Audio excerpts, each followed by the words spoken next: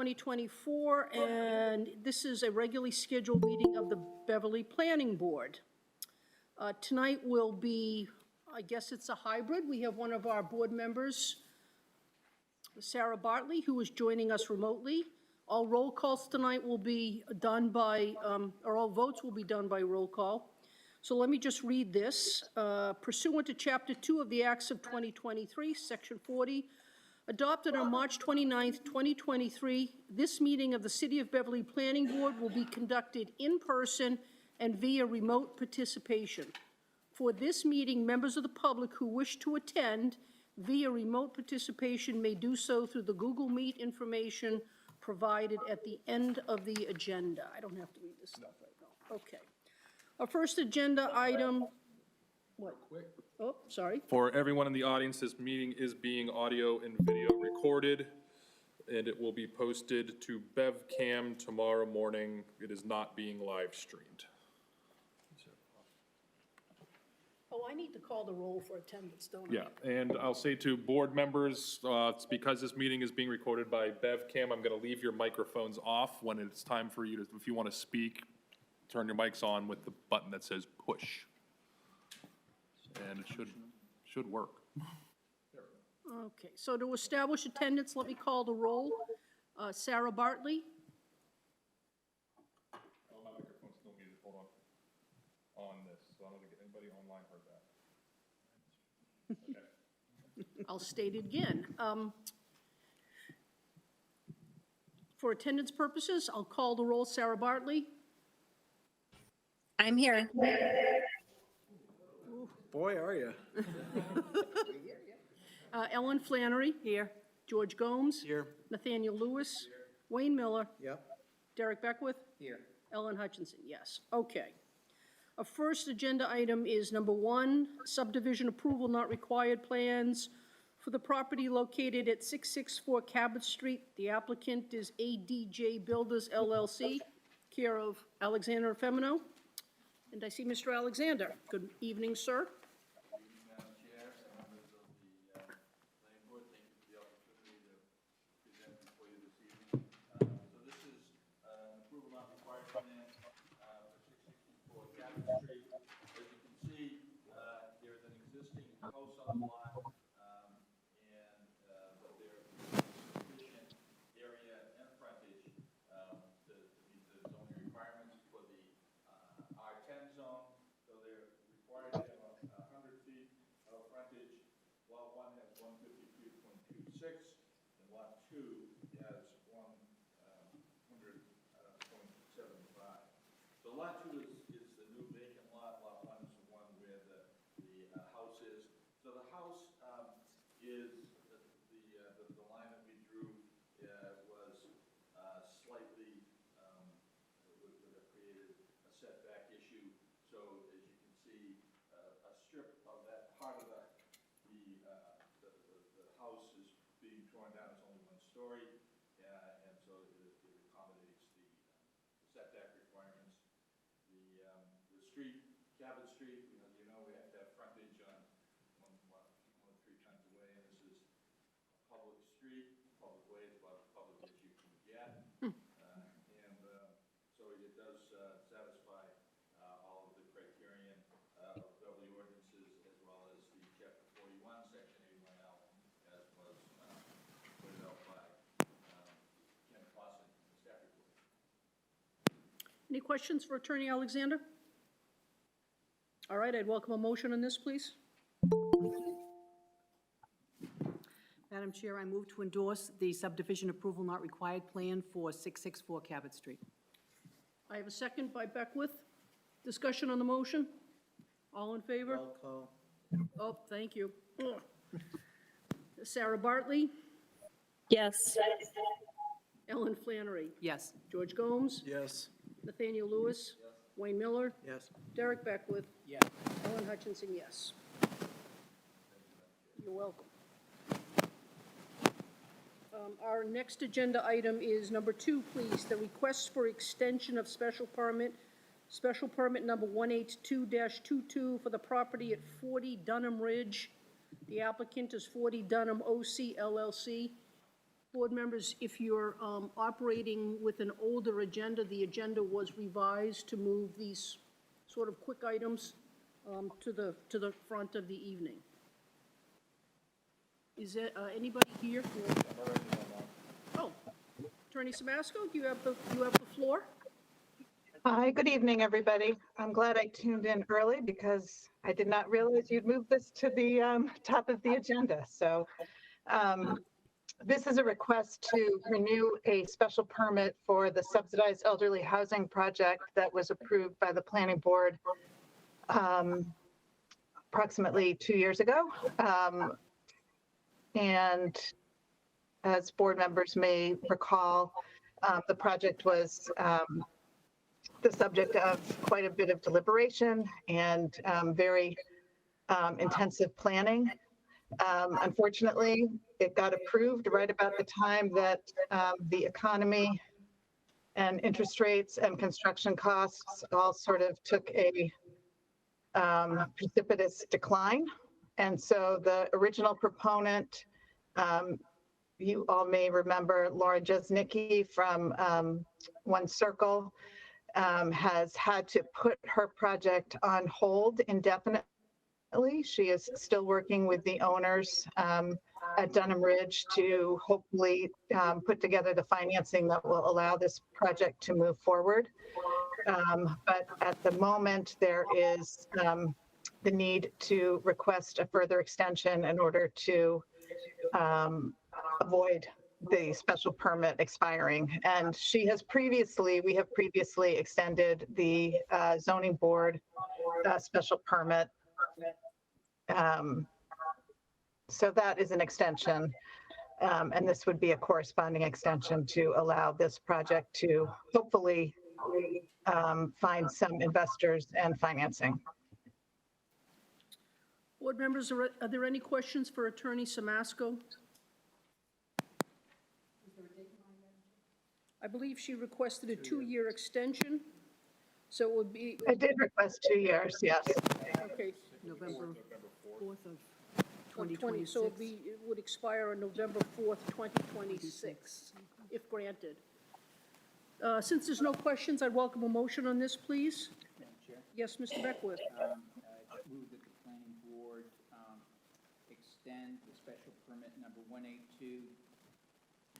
182-22 40 Dunham Ridge, 40 Dunham OC LLC applicant for an additional 2 years expiring on November 4th, 2026. Is there a second, please? Seconded by Ms. Flannery. Discussion on the motion? Seeing none, I'll call the roll. Sarah Bartley, Yes. Ellen Flannery, Yes. Derek Beckwith, Yes. Ellen Hutchinson, yes. Thank you, Attorney Samasco. Thank you all very much. Okay, our agenda item number 3 is a request to endorse the definitive subdivision plan without covenant and the 81X certificate for the property located at R65 West Street, also known as 63 West Street. The applicant is Evan Weil of the West Street Realty Trust.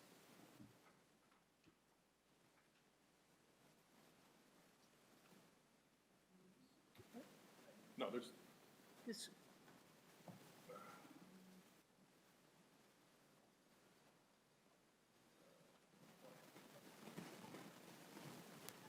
for the board members, this was added to the agenda within the last 48 hours, so there's no information in your packets or anything about it.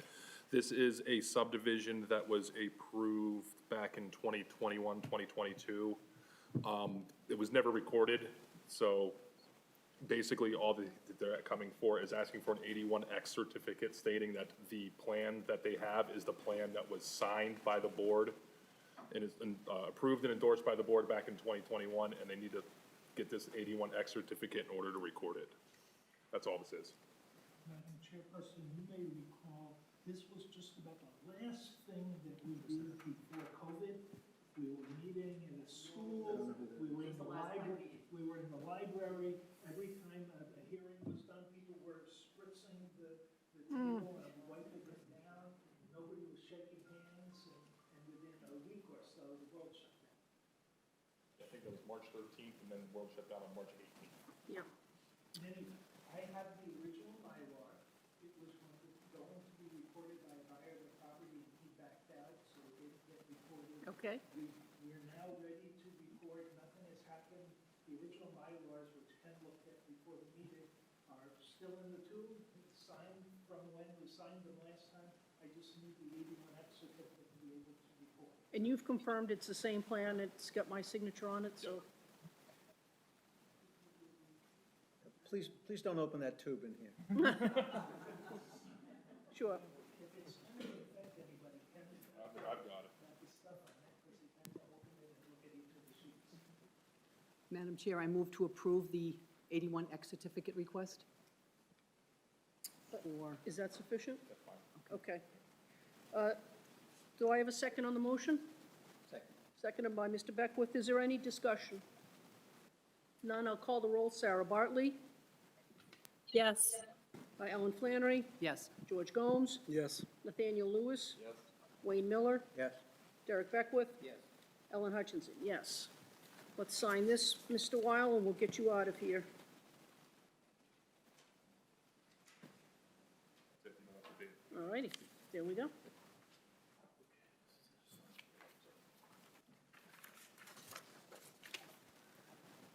And our plan is over.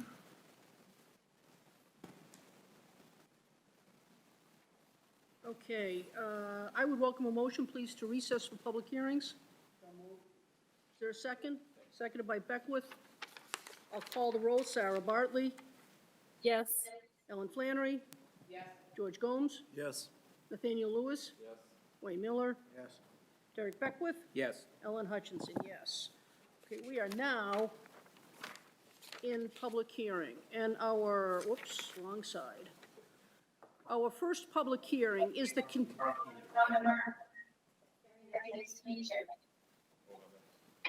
we're picking up something.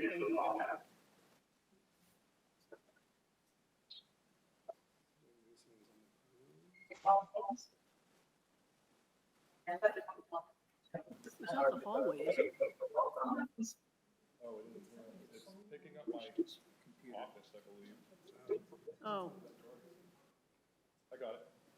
Yeah. I think it was picking up my office computer. wow, okay.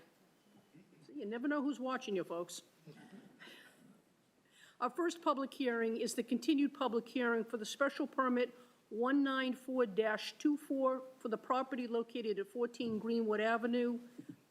The applicant is Benco LLC, and it's a continuation of our discussion for the creation of pork chop-shaped lots.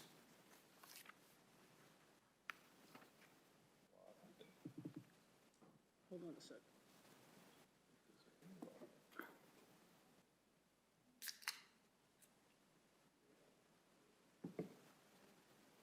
I wish.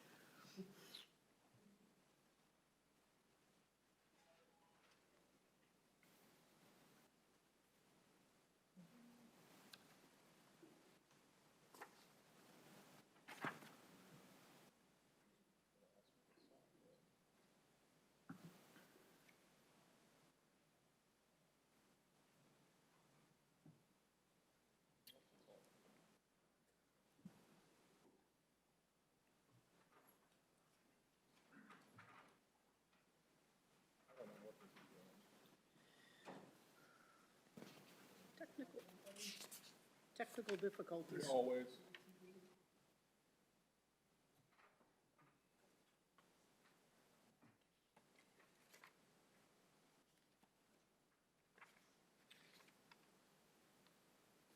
Gonna ask me to sign in again, probably. I don't know why.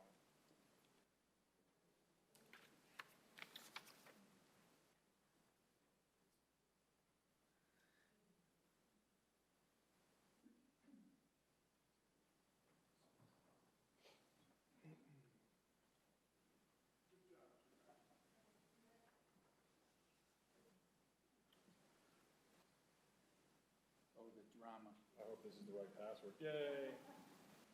Not mine.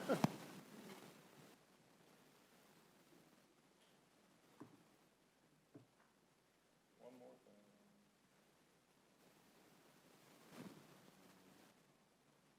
In Ken we trust, right? It used to be Coach Belichick, but now it's Ken.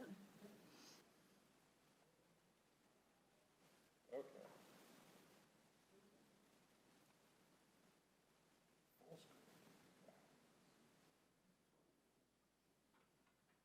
Okay, go ahead. Mr. Alexander, could I ask you just, obviously state your name and your address, please, if you wouldn't mind? For the record, Madam Yes. Chair, Tom Alexander with offices at 1 School Street in Beverly. Thank you, sir. Thank you again for the opportunity to appear this evening. So this is just refresh your memory, it's been a little while. It's a 3-lot project, 2 pork chop lots. Since we were last before you, we had I think a very productive site visit, which demonstrated, the viability of this project. And also just, I think, demonstrated the very good points of this that allow for a big win, I think, for the city on a number of grounds. One being public safety.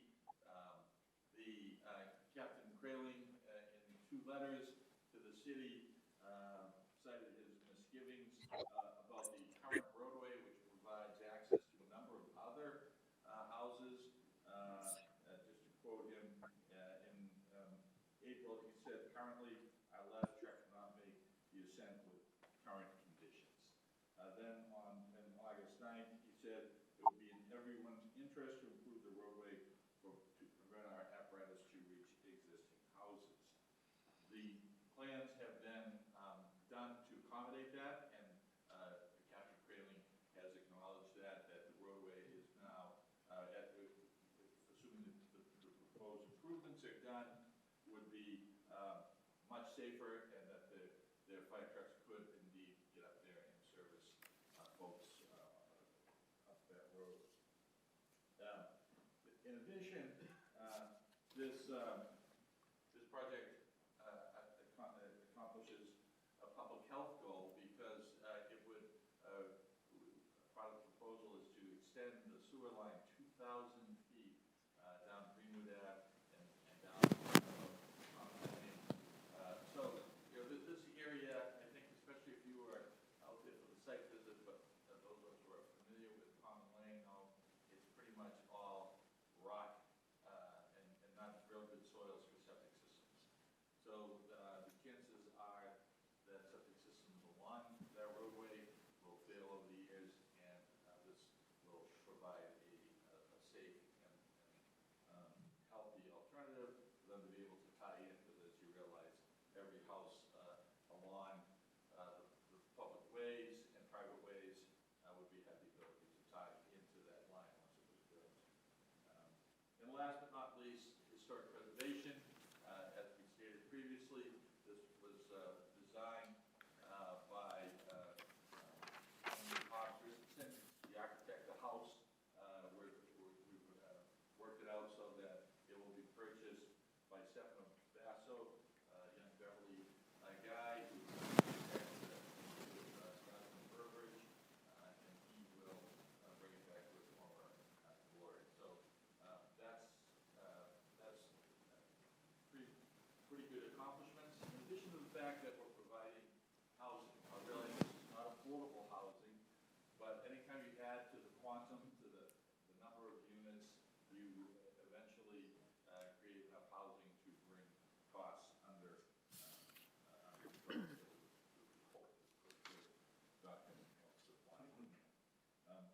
In any event, I'm going to ask Bob Griffin to take you through the improvements that have been made on the plans, from the widening of the way to the sewer. Thank you.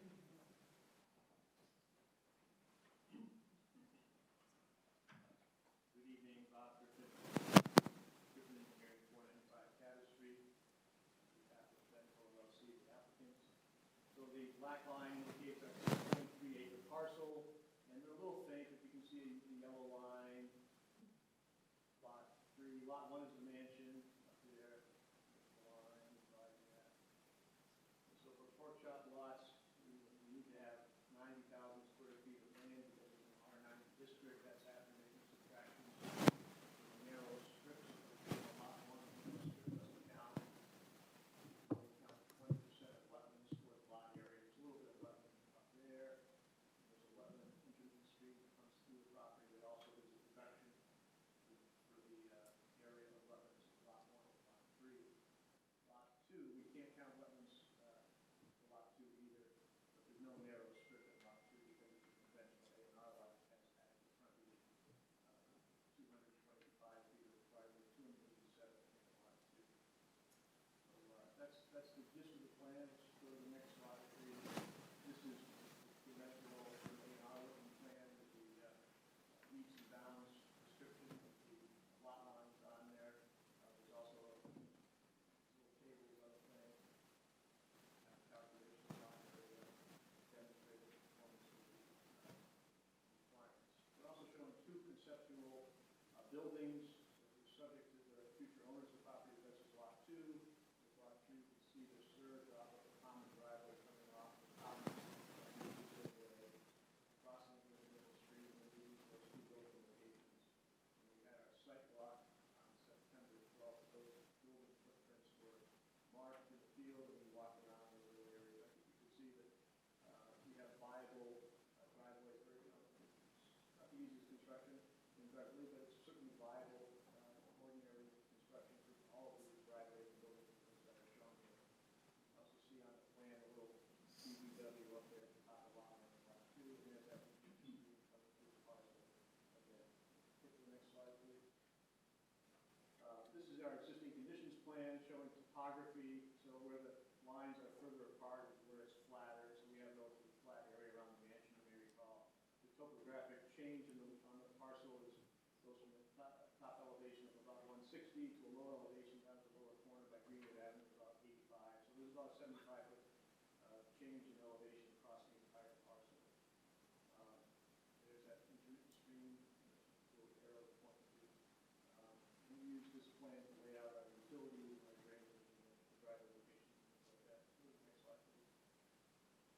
This is our road improvement plan. This is what Tom was referring to, what the fire department has been commenting on.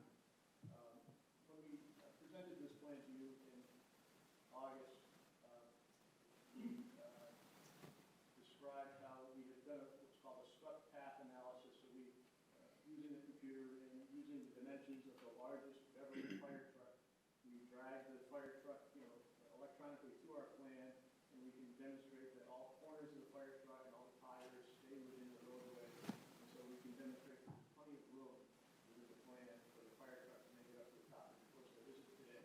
But this is the information that we provide to the fire department, which substantiates their determination that this is adequate and certainly a good improvement to the fire safety in the neighborhood. At that meeting in August, there was some comments about, well, geez, we think that we'd like the straightaway section to be a little wider than we have shown. We had, I think, a minimum of 13 feet in that stretch. And there was a request made to make it viable for two cars to pass side by side along the straightaway. So speaking to the applicant, we agreed to do that. And so this plan shows a 16-foot wide straightaway section. So about 500 people on from here to here. So two cars can pass side by side at any point in that 500-foot distance. After we turn the corner, it gets a little windier, and so it's not really suitable for two cars side by side the entire distance, but there's plenty of opportunities on the top stretch for one car to pull aside a little bit and let the other car pass and things like that. And that's even providing a reasonable allowance for snow piles and what as well. So this is the gist of the road improvement plan, and again, I think it's a significant improvement to fire safety for all of the hounds that access off of this way, and certainly a good improvement for the neighborhood. Mr. Griffin, could I stop you for just a moment? What exactly will the improvements entail?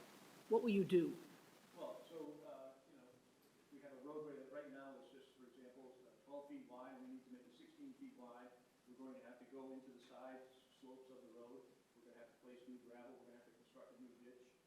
Most of this work is within, either wetland resource areas, meaning the intermittent stream, or within the buffer zone to that stream. So this requires a trip to the Conservation Commission to get permission to do all this work. We're going to have to demonstrate that we can build it in a manner that, will handle the drainage we delivered to it and without impacting other wetland resources as well. So, there's certainly some challenging construction along this roadway in certain sections. So particularly, like we have you can see the shaded areas is the areas of new sort of expanded pavement, or not really pavement, but roadway. And so where those gray areas are the widest is where the most work needs to be done.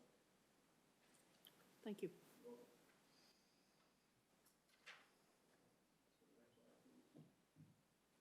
This shows a conceptual layout of for the two new houses with the common driveway coming off of the improved way up here. So this is an area where that way gets a little bit wider, and then we access the two houses from this common driveway with a reinforced concrete structure to allow the entrance stream to pass underneath the driveway at that particular location.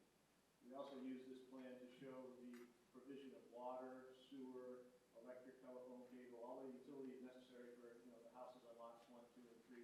They'll be coming up from Common Lane. Lot 1 is currently served by water off here on the right. It also has overhead power coming off on the right as well. And there's a gas line. This is a gas line, I think, that comes up and serves that building as well. So Lot 1 has adequate utilities right now. We are going to tie Lot 1 into the new sewer line. That's what this line here is. And so it would join the force main or the pressure line that would serve all 3 lots and go down Greenwood Avenue and then up Common Lane and tie into an existing pressure line in Common Lane. This shows the conceptual layout of the houses, the driveways, and the utilities associated with lots 2 and 3. And I think next is just this shows the sewer line more. Let's go one more. Okay, this shows the again the aerial photograph, and we've zoomed out a little bit as compared to the first aerial photograph. But what we're showing is here's the mansion, here's the conceptual house on Lot 3, the conceptual house on Lot 2. So this force main is going to pick up all 3 houses, run down to Greenwood Avenue, then take a left, go down to Common Lane, come up along the edge of Common Lane, and tie into an existing force main at this particular location. So this is the 2,000 feet of stretch that Tom was describing a few minutes ago. And I think that's the end of my presentation. Be happy to address any questions. Are there questions for Mr. Griffin? George? There had been some questions, I know, from engineering about the forced main, and the last time we talked about this, I don't think we had that information, so I don't know if you've had any follow-ups with that office that have sort of addressed those concerns? So I think when we had our meeting in August, we had a memo from the city engineer, and then I think the city engineer had been on vacation for a couple of days or something like this. So after the meeting, we then followed up with the engineering department to address some outstanding issues. And then subsequently, I believe Lisa Chandler, the city engineer, wrote to the planning department in some capacity saying that basically all of her issues have been addressed. So I think that, to my knowledge, all of the engineering questions that have been raised so far have been addressed. Can you confirm that, Ken? 'Cause I don't have that in my packet. I'll look into that. Yeah. Okay. This is, this is more information than we had on it, so it has been addressed in some way. I just don't know. Want to make sure.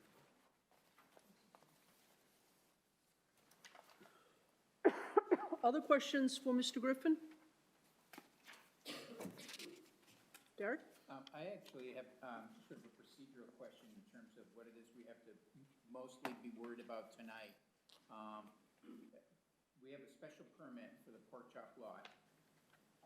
And then, subsequent to that, you'll be filing the more detailed. Assuming the special permit. Assuming you are granted a special permit.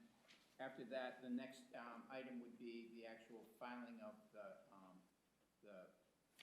would it be a definitive subdivision plan? Would it say an A&R you're looking at doing?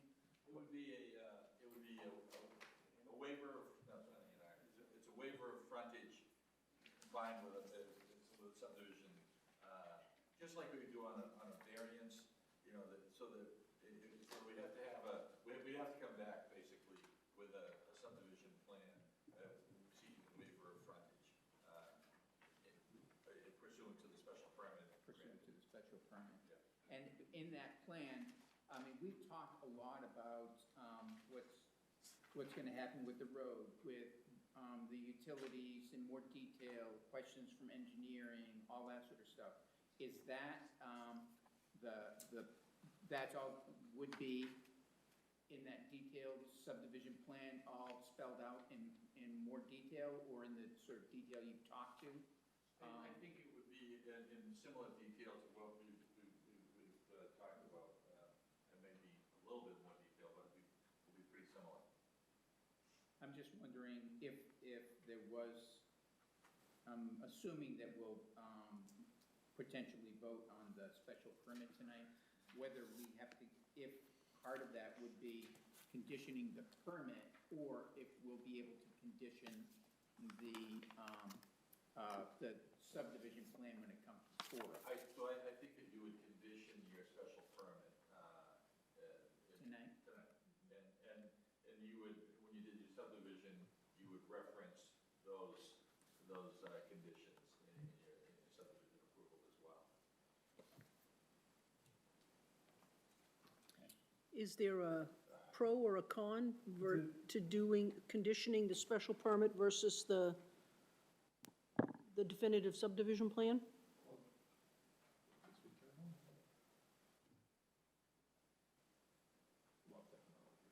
There we go.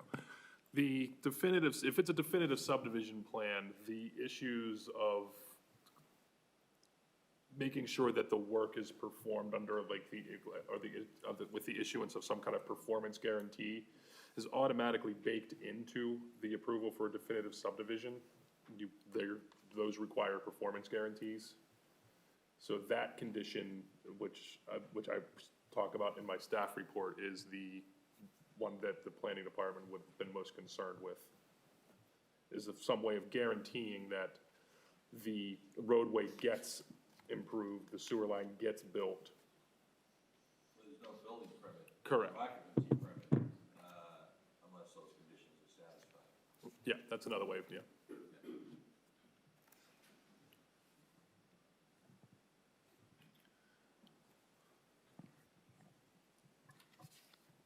So is it your preference, is it the department's preference that,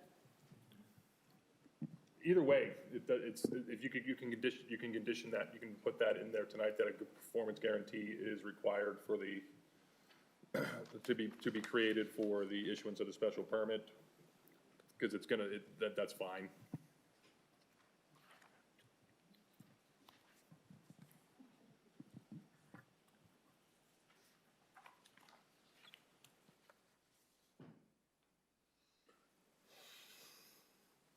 other questions? Madam Chair, I asked that question because if a motion is made tonight, I just wanted to see if is there a list of all the conditions that we've talked about that there is not an existing list of all the conditions? Okay, so that's something that would have to be maybe workshopped a little bit before we had a motion.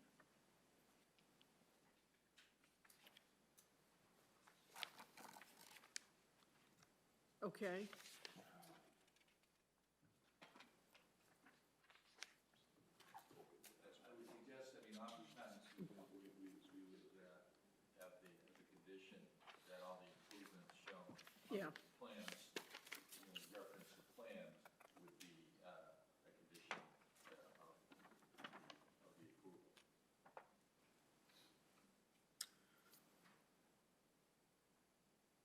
Okay. Are there other questions?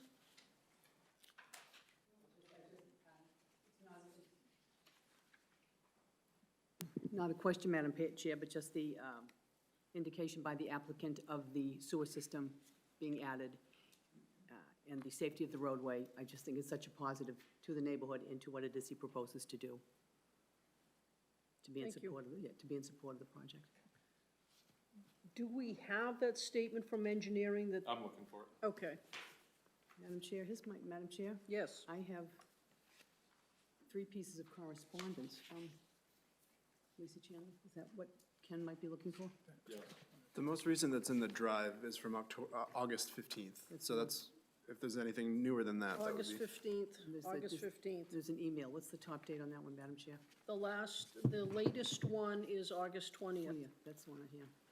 And I also have a note from Captain Kraling dated August 9th. I have that note as well.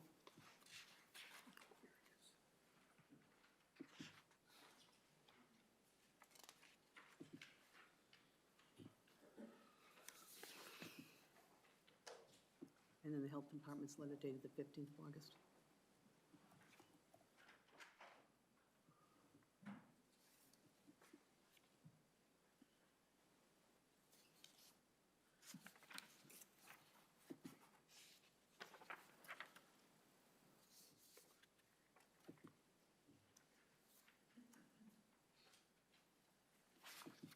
Mr. Griffin, the August 15th memo from the city engineer, Lisa Chandler, identifies some questions.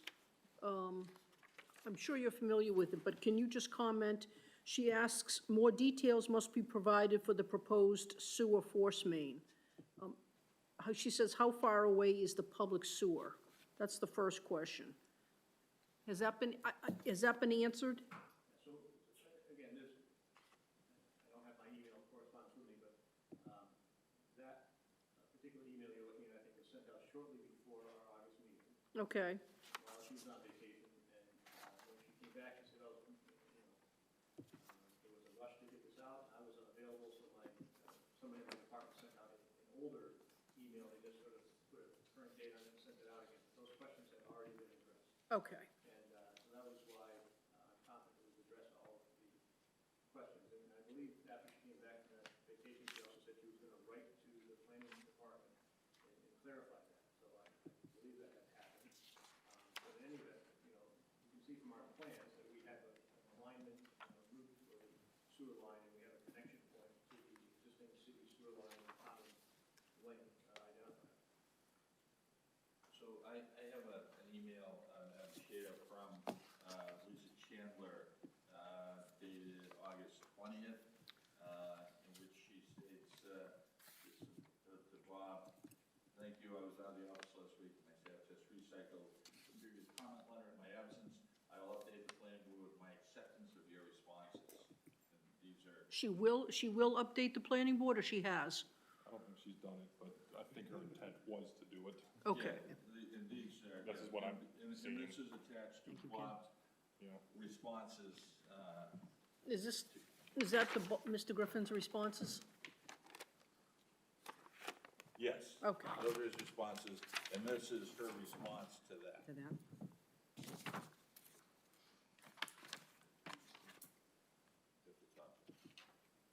Okay. She says, I will update the planning board with my acceptance of your responses. Okay, thank you. What's the date on that? That is August 20th. 20th.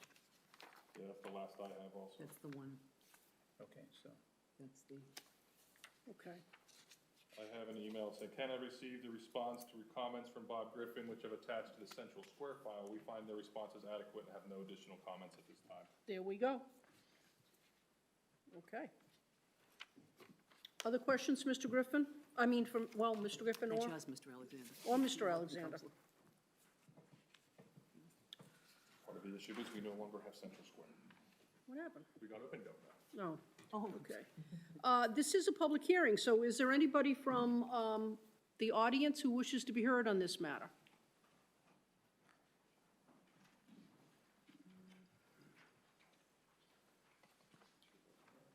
If you would give us your name and address, please. Charles Ball from 6 Greenwood Avenue. I'm in a butter. I wrote a letter that was read in a prior meeting, and I just wanted to be clear. In a way, my letter may not have been that I object to the subdivision of the parcel. The single-lane gravel road does not meet the subdivision or minor subdivision standard. It really cannot be brought up to that standard. That gravel road is over easements on abutting properties, including ours. And my perspective is that, our position is that subdividing the lot to add additional houses is overburdening the easement. Because it'll add a lot of traffic and you can't add, and the road and the terrain is really not conducive to adding enough width and capacity to hold additional traffic. Thank you. Thank you. Mr. Alexander, do you wish to respond?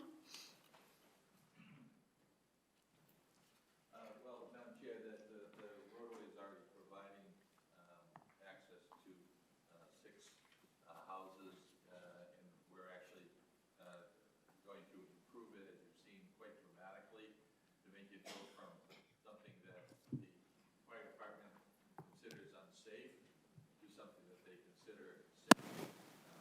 So I don't think that the proposal will overburden it.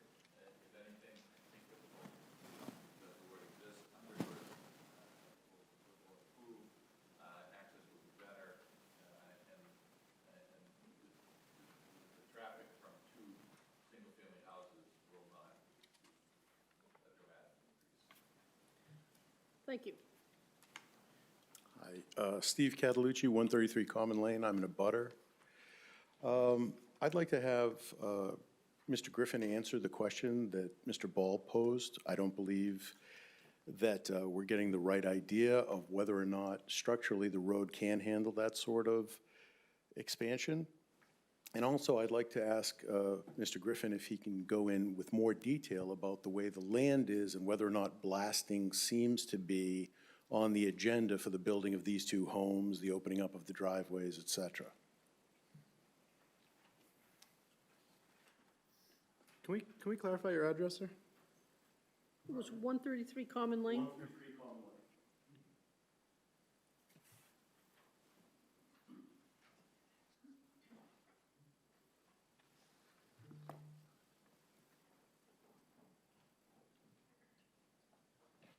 I think it's fair to say that we know that ground can support a gravel road, and it varies from 12 to about 18 feet today. We're proposing to widen it so that it varies from 14 feet to about 18 feet, maybe 20 feet in some locations. And so there's nothing particularly structurally weak along the edge of the roadway that would make it impossible to widen the road. This is very conventional construction techniques. Gravel roads are not particularly difficult to build. And so Mr. Catalucci's supposition that there's something difficult to do here is just not held up. That is Mr. Ball's supposition. Fair enough. In regards to the need to remove ledge along the alignment of the roadway or along the house footprints, it's quite possible. As Tom Alexander pointed out earlier this evening, this is a ledgy part of town, with rocks everywhere. And it may occasionally need for some blasting, it may occasionally need for some hammering, it could require some splitting of rocks. Many techniques, as you all have experienced, to remove ledge from building sites, and some of that may be required at this location. Thank you. Mr. Alexander, could I ask you to comment, please, as to procedures if blasting were to be required? Yes, Madam Chair, as you know, there's a state law that covers the requirement of pre-blast survey within, I believe, 500 feet of the location that if there's going to be blasting occurring, that a consultant has to be hired and go out and survey any house within, I believe it's 500 feet, take photos, and if there is any damage thereafter, there's a photographic record that shows the before and after, and there's a whole procedure that's governed by the fire department, state statute. And would the consultant, would that qualify as notice to these abutters that blasting were to happen? Is that the only form of notice? I believe they're required to give more than just that notice. Okay. Yeah. Okay. So if, again, I just want to make sure that people understand, so if blasting were determined to be necessary, there would be notification to houses within, what, 500 feet of the location of blasting? And a consultant would go out to the houses and, if allowed inside, would take pictures so that basically a before and an after can be examined to see if the blasting has caused any damage. Is that a fair summary? Okay. Thank you. Yes. Hi, Hi. Philip Thomason, 4 Greenwood Ave. I'm also one of the abutters, and the easement goes across my land as well. I have a prepared speech that I wanted to give, but first I'd like to address the two issues that are brought up. One is the safety of the roadway. There are only 2 houses where the fire truck cannot get up there out of, there are 5 of us abutters. So it's not as dire as they say it is, and we can make those fixes without doing this subdivision if necessary. We've taken care of that road over the years, and right now it's not in the best of shape, but we can certainly do more if we need to. Secondly, regarding the sewer, they make it sound like it's going to be a benefit for everybody. There's already 4 out of 5 houses abutting this property that have tied into the sewer. So it's only going to potentially benefit one other person in the area for the sewer. So it's a great presentation, but we don't need the benefits, thank you. Anyway, for my speech, I'd like to thank the board for the opportunity to speak regarding the proposal. Unfortunately, I was out of town in August when the first meeting, but Ken did do a great job reading a letter that I submitted. It was read a little fast because it was rushed in at the end of the meeting, and I even had trouble following it, even though I wrote it. So I hope people have had time to review some of the things that I said there, and I won't reiterate them. I do want to say that by my reading, this does not meet several of the items of Section 300-18 of the zoning laws, and I outlined that in my previous letter. Watching the last meeting on Google, I was taken by the fact that all the neighbors object to this proposal. It's really not going to be much benefit for us, and it's going to destroy the land. The only support seems to be coming from the Historical Commission, which may not truly understand the scope of the proposal. The property was sold to the current owners in 2013, and it was advertised as a chance to revise the Olmsted Gardens. This property is listed in the National Registry of Historic Places, which notes that it was built by Ephraim Whitney Gurney, the first dean of Harvard College, who unfortunately died a month after moving in. And it's said in that registry that he's actually buried on the property. I think that certainly warrants some investigation as well before the land is considered for subdivision and development, and I haven't heard that addressed. The National Registry also states that the property is, quote, highly significant as a conjunction of Richardson's architecture and the romantic landscape designs and the ideas of Frederick Olmsted, unquote. I would like to suggest that the committee read the full Massachusetts Historical Commission description of the property, which I have asked to be submitted into the record.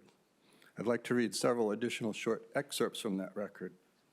First, under the architectural description, paragraph 1, quote, as a conception integrating site and building, the design is doubly important as a collaboration between Frederick Law Olmsted Sr., outstanding 19th century American landscape architect, and Richardson. And from paragraph 5 of that same description, quote, the stone house seems one with surroundings. Built upon large exposed angular ledges, Olmsted skillfully designed landscape that intensifies the dramatic effect of the rocky terrain, and Richardson rough-walled, asymmetric exterior are admirably unified. In summary of that same paper, it says, the property is strongly recommended for the National Register or for landmark status possessing integrity of location, design, and setting. So it's not just the building, folks, it's also the landscape.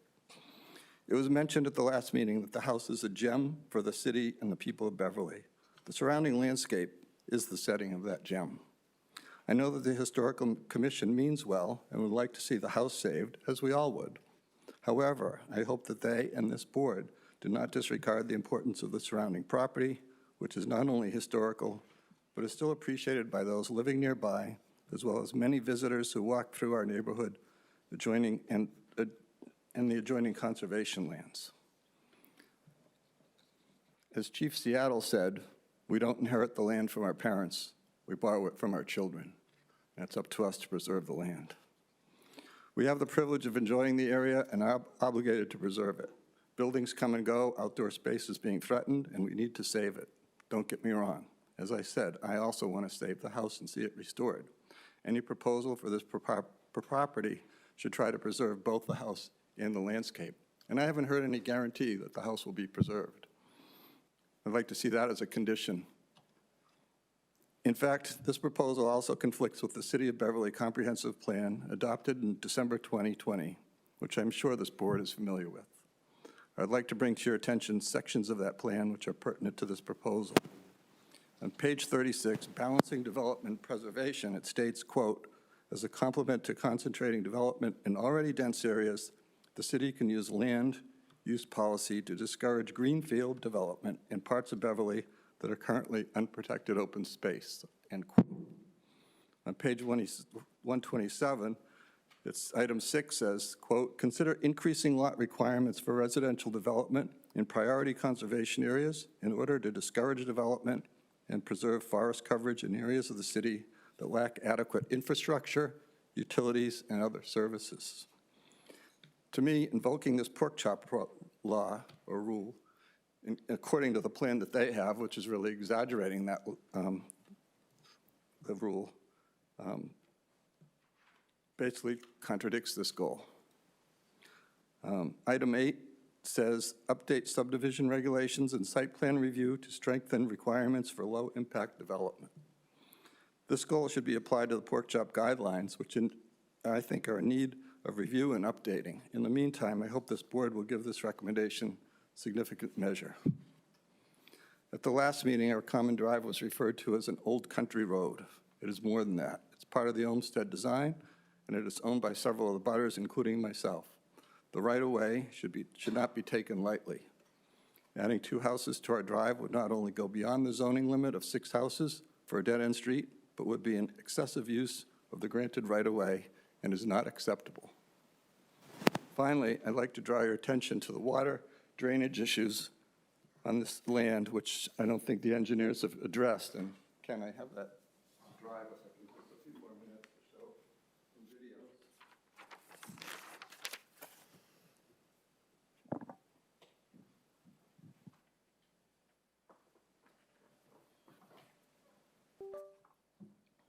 I appreciate your patience. I know I have a long talk here, but there's a lot of issues.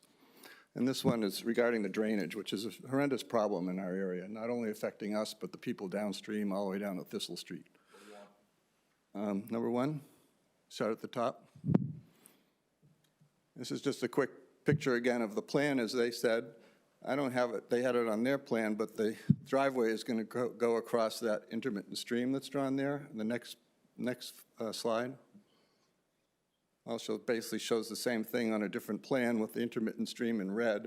And again, they're going to go across that intermittent stream with the driveway and disrupt the wetlands. And I have videos to show what that means. So the next slide shows the top of the stream. Now, I would like to say that this area is unusually dry this summer, as you observed on your tour back in September. I have photos and short videos from this March, which show, one of our normal rains. Unfortunately, I don't have videos that show excessive rainstorms we've had in the recent past, including last year. So what you see in these videos is nowhere near the volume of water that we often experience. I'm going to need to slow this down a little bit so that the planning board member that's watching virtually Okay. can be able to see this. Sorry, that one I think is just a still slide. Is that number 4? That's the top of the stream near the driveway. And if we can go to the next one, or we can skip, let's go to 5.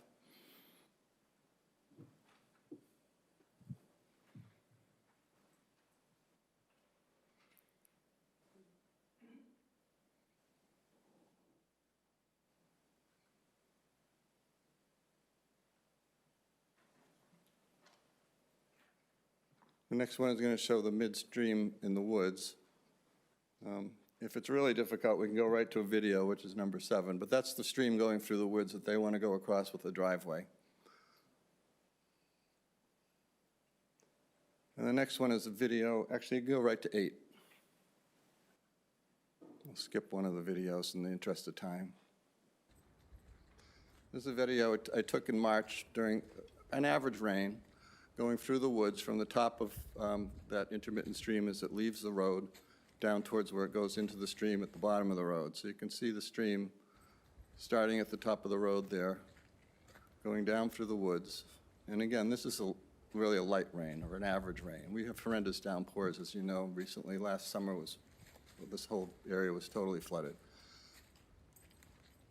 And as it goes through the woods here, it's spreading out and getting absorbed a little bit by the landscape. That's nature at work. If you want to put that in a conduit, you can see a lot more water down the stream. So the next video is number 9.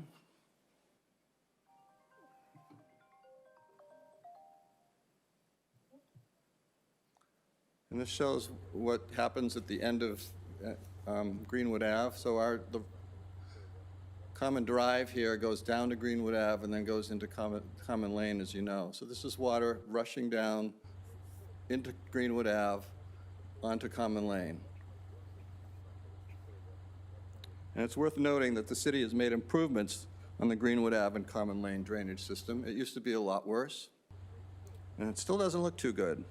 In fact, they had to return several times to make modifications, and we still have significant issues, which will only become worse if land is cleared and built upon, and these streams are put through conduits. I want to thank you for your service, for the board for their service and their patience. I trust you'll consider all these facts and make the right decision. Thank you for your time.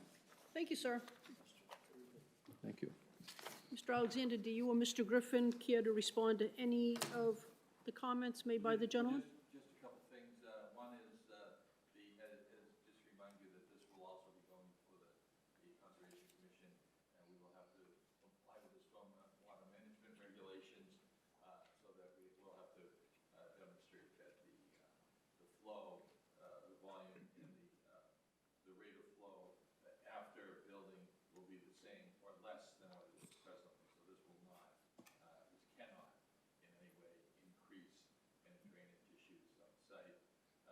Regarding open space, I mean, I think all of you watch it, that this is these big lots that are over 2 acres. There will be a lot of open space. In fact, from the roadway, it will probably be difficult to even see the houses. So just wanted to address that point. Okay, thank you. Anyone else from the public who wishes to be heard? Is there anybody watching remotely who wishes to speak on this? I don't know if that was somebody. That was me taking the. If you come to a microphone and say your name and address for the record.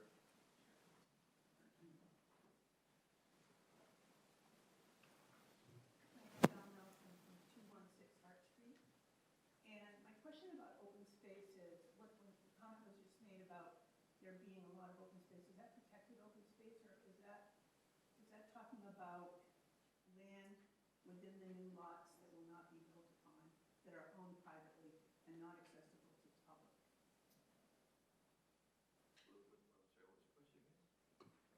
I don't know if this is better, but.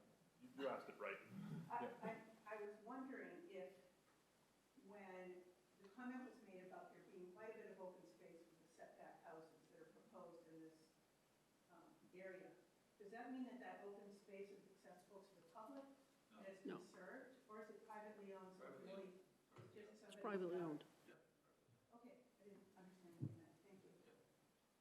Thank you. Okay, I'm not picking up that anybody watching us remotely wishes to be heard on this. Okay. Anything further from members of the board? George, did you have a question? I did, and it's maybe for Ken. The last gentleman, I apologize, I forgot his name, had mentioned something about having more than 6 homes on a dead-end street. Is that a requirement in our zoning code? There is a. That's under, that's if you're creating a brand new street, a brand new subdivision, with existing ways within the city of Beverly and not subject to the. To create a new way, in other words. If you were to create a new way, is that what you're? What's that? If you were to create a new way? Yeah, either way, you'd have to do that, but this is, we're not creating a new way, we're using an existing way. Okay. Really hundreds of existing ways within the city of Beverly that do not comply with present subdivision control if you do rules if you were gonna build a new road. Sure. And I'm thinking of, we approved those 3 houses at the end of Start event recently as well, which there are dozens of homes on that street, so, thank you. Anything else? Anything else? One last shot. Anybody else from the public who wishes to be heard? Board members? Make one other comment regarding the road. Sure. I know we already spoke, but I'm going to ask you to state your name and your address again, just so we have a clean record.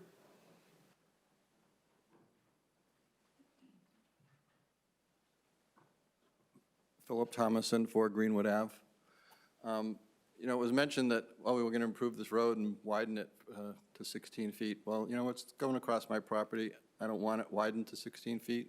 So I don't see that they have the right, again, it's an easement, and it would be excessive use of the right-of-way to widen the road on our property, which I won't allow. Can you clarify that, Mr. Alexander? Is it an easement or is it a right-of-way?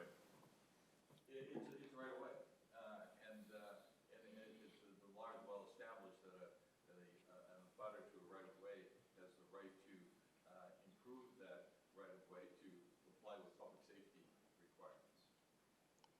I'd just like to say, I'm not a lawyer, and I don't want to get in an argument with the lawyer, but I've consulted my lawyer, and there are ways to interpret it. I respect his interpretation, but there are people who interpret this as excessive use, and it's in the literature, legal literature, I'm sure you're familiar with, excessive use of a right-of-way, and we would argue that. Thank you. Okay, board members, is there any reason to keep this public hearing open? I don't believe, anybody? Okay, I would welcome a motion to close this public hearing, please. So moved, Madam Chair. Thank you. I have a motion to close the public hearing, seconded by Ellen Flannery. Sorry, Ellen. Well, I went blank on your name there for a minute. Any discussion?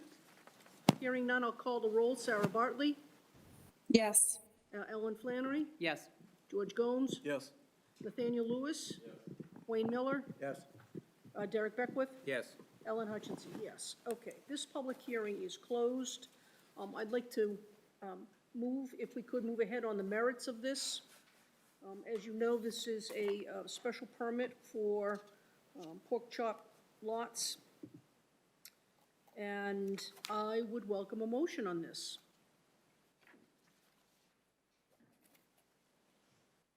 Understanding that There's findings that need to be made. there are findings, yes. Yeah. And, yeah. Findings and I presume some conditions. Findings not only on the special permit, but there's also findings for under the pork chop lots provisions.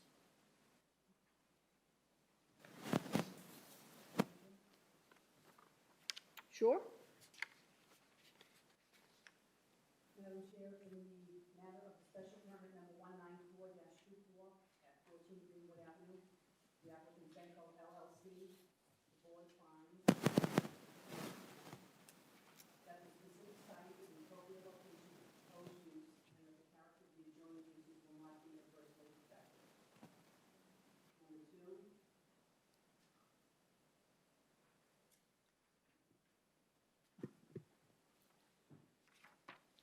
that no factual evidence is found that property values in the district will adversely be affected by such use. Number three, that no undue traffic and no nuisance or unreasonable hazard will result. Number four, that adequate and appropriate facilities will be provided for the proper operation and maintenance of the proposed use. Number five, that there are no valid objections from abutting property owners based on demonstrable fact. And number six, that adequate and appropriate facilities will be provided for the proper operation and maintenance of the proposed use. Mr. Clausen, in addition, I understand there are conditions that are appropriate to a special permit? Or a pork chop special Hold on, permit? we should probably take this one step at a time. So Yeah. these are findings with respect to the special permit. permit. Okay, they're not specific to the pork chop. But So I that- understand in reading what I read, there's findings for should be referenced as the additional conditions? Not conditions, but they're findings, they're findings. Would But you I like think me- we should vote on the special permit ones first, and then vote on the ones that are applicable to the whole pork chop? Either one, as long as they both get done. Okay. Madam Chair, could you look, the 10, they're the same. Yeah, The top five and then the bottom 6 through 10. Well, I will, there's 6 through 10, it's all spelled out. I'm very in the-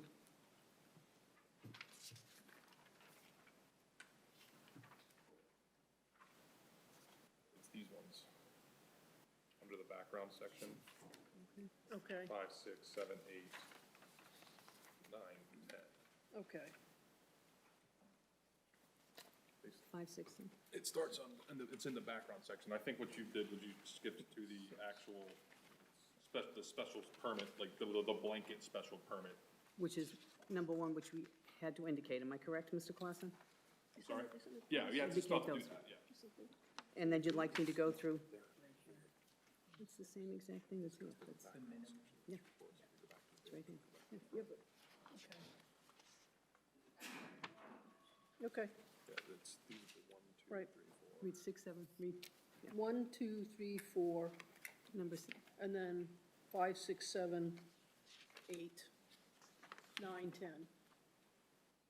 Right, you got 1 through 4 on the first page, Which I read. right? And then you've got, on the next page, you've got 5 through 8, and on the page after that, you've got 9 and 10. I did You 5. I did 1 through yep. 5. You did 1 through 5. And then I believed what I read, Mr. Clausen, 6 through 10 was Are applicable to the pork chop. Pork chop special permit. Yeah, this is what we're approving. Yeah. But am I reading 6 through 10? Yep. Yeah. Yeah. So do you want to amend your motion to add 6 through 10? I would do that, Madam Chair. Okay, And to continue to read. sure? Number 6, What's done? the minimum. The first motion was, did you read the, from here? Okay, those also need to be done. All right, That's what I said. Yeah. That's exactly what I So we have asked. to go through, that's 1 through Exactly what- 6, then yeah. there's gonna be an additional 1 through 10. 1 through 10, that's exactly Okay, what I so asked. we're doing All 1 right. through 6 first. Yep. No all right, well problem. then why don't we vote on that then? All right, because those are the findings that are For a special- specific to the special permit. Yes, Then we'll do the ones that are specific for pork chop lot. yes. All right, is there a second on Ms. Flannery's motion? I'll second. All right, Mr. Beckwith seconds. Is there discussion on the motion? Seems like you have a question or comment. No, I was just gonna say, just for the members of the board, I felt that the site, the 2-hour site Yes. visit was very helpful to me personally, to actually be able to visualize all these different things that are being raised and talked about, and to see that, the distances, the position, the lots, et cetera, et cetera. So that made me feel more comfortable with this, certainly at the time. Well, I would second that. I absolutely agree with that. It was a site visit that was very well spent. It was educational, it was eye-opening, it was, we could see the maps, but it's a whole different thing when you go out there and you walk it and you see it. It was very, very, very informative from my perspective. So I would echo that. Yes. Okay, so we have a motion by Flannery, a second by Beckwith. Is there discussion on the motion? George? I've been thinking about sort of how this is a really limited sort of question we're being asked, right? We're being asked about whether one lot can become 3 lots and whether it meets all of our standards, right? And, we're asked to make a lot of judgment calls in these conditions or, trying to determine whether 2 houses is going to change someone's property value is not something that I'm qualified to do. I don't think it will, but I just, I know a lot of the neighbors are not happy about this, and, I look at the facts that we've been presented and the questions we're being asked to answer, and the questions that we're being asked to answer don't address the issues that neighbors necessarily have. And so it's just kind of, it's one of those situations where I think the process is misaligned with, where people are. I also, just as a person, believe that, property rights are important, and, you get to do within reason what you want on your own land, and I think that's probably why there's this misalignment happening. But it's just something that I've been kind of grappling with as people have been coming up and kind of sharing their concerns with this situation. So just, I guess some thoughts that, you know, I've been thinking about as well. Thank you. Mr. Alexander, you might know this.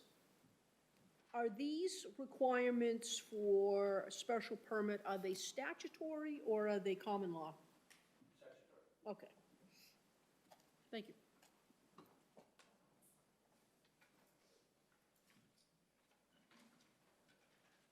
Any further discussion on this motion?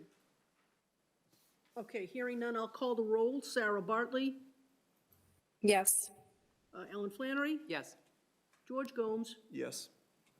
Nathaniel Lewis. Wayne Miller, Yes. Derek Beckwith, Yes. Ellen Hutchinson, yes. Okay, so those are for the findings. We voted that we made these findings, okay. Now we want to discuss the findings with respect to the pork chop lots themselves. I would welcome a motion on that, please. Madam Chair? Yes? In the matter of the special permit number 194-24 at 14 Greenwood Avenue, the applicant Benco LLC, the board finds the following. Number one, the site is an appropriate location for the proposed use and the character of the adjoining uses will not be adversely affected. Number two, no factual evidence is found that property values in the district will be adversely affected by such use. Number three, that no undue traffic and no nuisance or unreasonable hazard will result. Number four, adequate and appropriate facilities will be provided for the proper operation and maintenance of the proposed uses. Number five, there are no valid objections from abutting property owners based on demonstrable fact. Number six, the minimum lot size, the minimum lot area of the pork chop shaped lot shall be at least the minimum lot area required in the zoning district in which the pork chop shaped lot is located, except the portion of the lot which is the narrow strip or portion of the lot to the way shall not be included in the lot area calculation. Number seven? Hold on, Yes, go to 6A. no, That's me making a comment. that's Mr. Clausen's comment. But I think don't we need a finding that we find the proposed pork chop shaped lots meet this requirement? That's what we're doing. Right, Yeah, you don't need to include the A. okay. Yeah. Number seven, the width of the pork chop shaped lot measured at the shortest distance between side lot lines is no less than 75 feet at any point between the street and the existing or proposed building on the lot.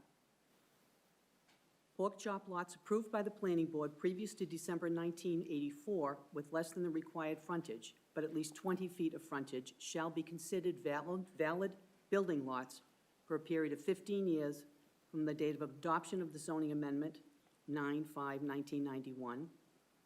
On September 5, 2006, any pork chop lot approved by the planning board prior to December 1984, which is vacant or for which a valid building permit has not yet been issued, shall lose its status as a grandfathered lot and be considered unbuildable. Number eight, all front, rear, and side yard setbacks shall be the same as the minimum setback specified for the zone in which the lot is located.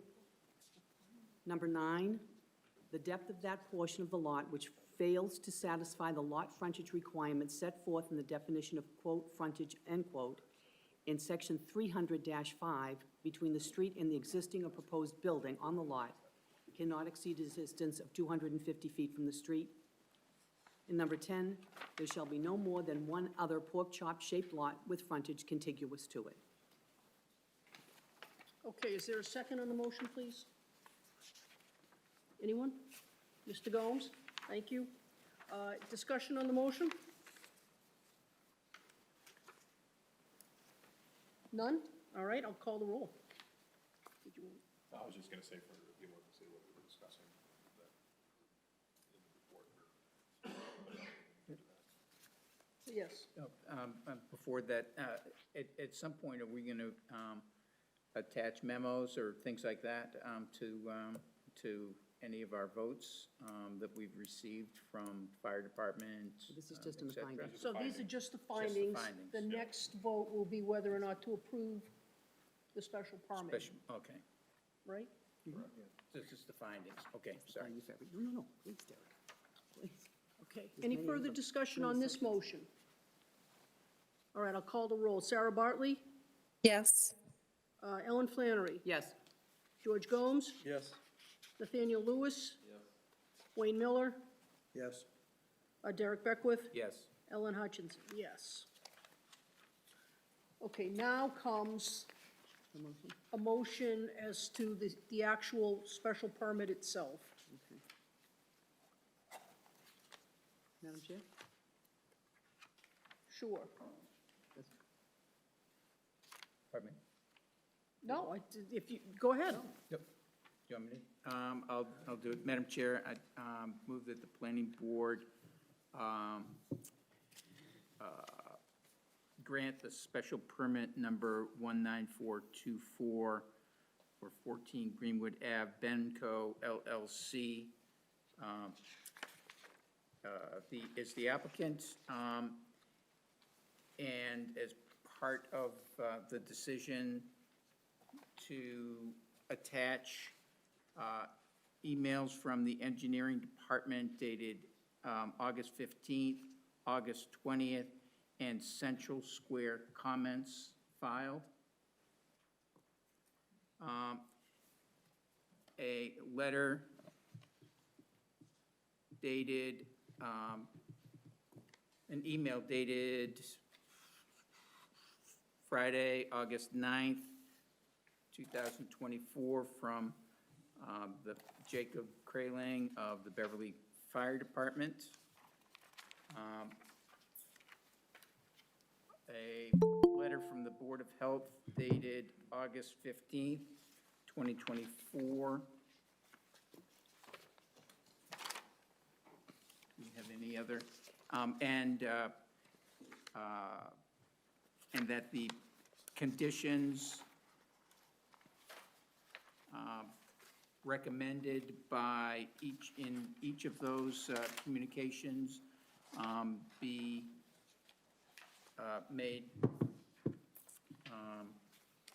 that the conditions be accepted as conditions on the special permit from the board. I'll pause for a second before I finish, say, does anyone else have any other notes on that I should be thinking of as I finish it? George? Did you include the actual letter from the Jacob Kraling of June 4, 2024?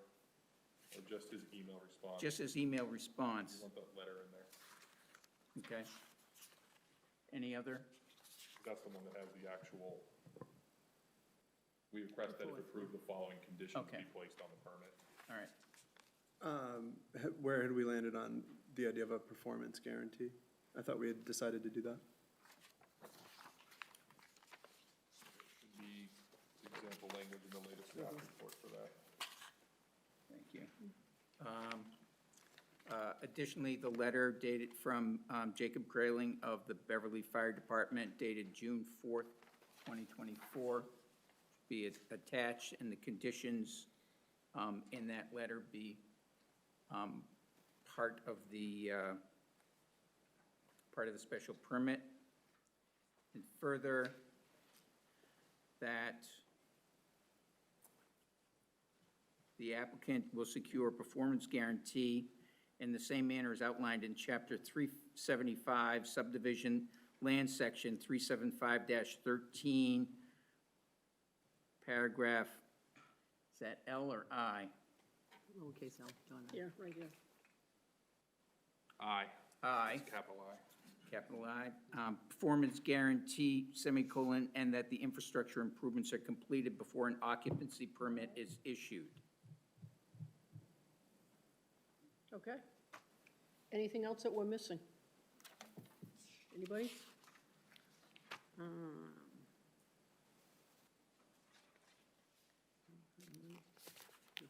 Just it was the two engineering notes, the 18th and 15th and the 20th? Yep, he's got them. Yep. And the Fire Central Department. Square comments. Yep. Health Department, We got- no, Fire Department. Fire Department, Fire Department. and we've got the performance guarantee. Health Department. Yep, Yep. performance guarantee. That's it from the other departments. All right, I have a motion by Mr. Beckwith. Is there a second, please? Seconded by Flannery. Is there any discussion on the motion? Hearing, Just real quick, just to Please. clarify, the only thing that's being approved right now is a special permit.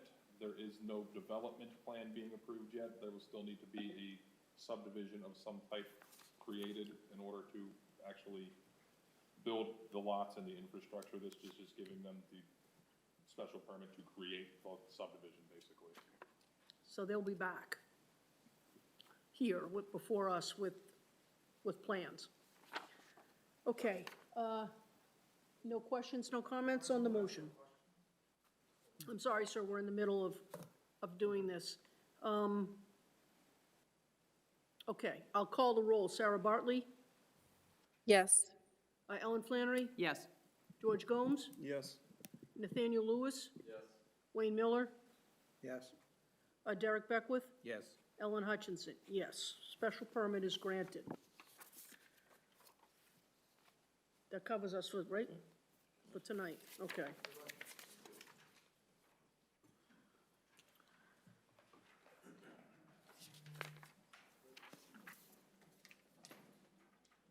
got a shitty attitude.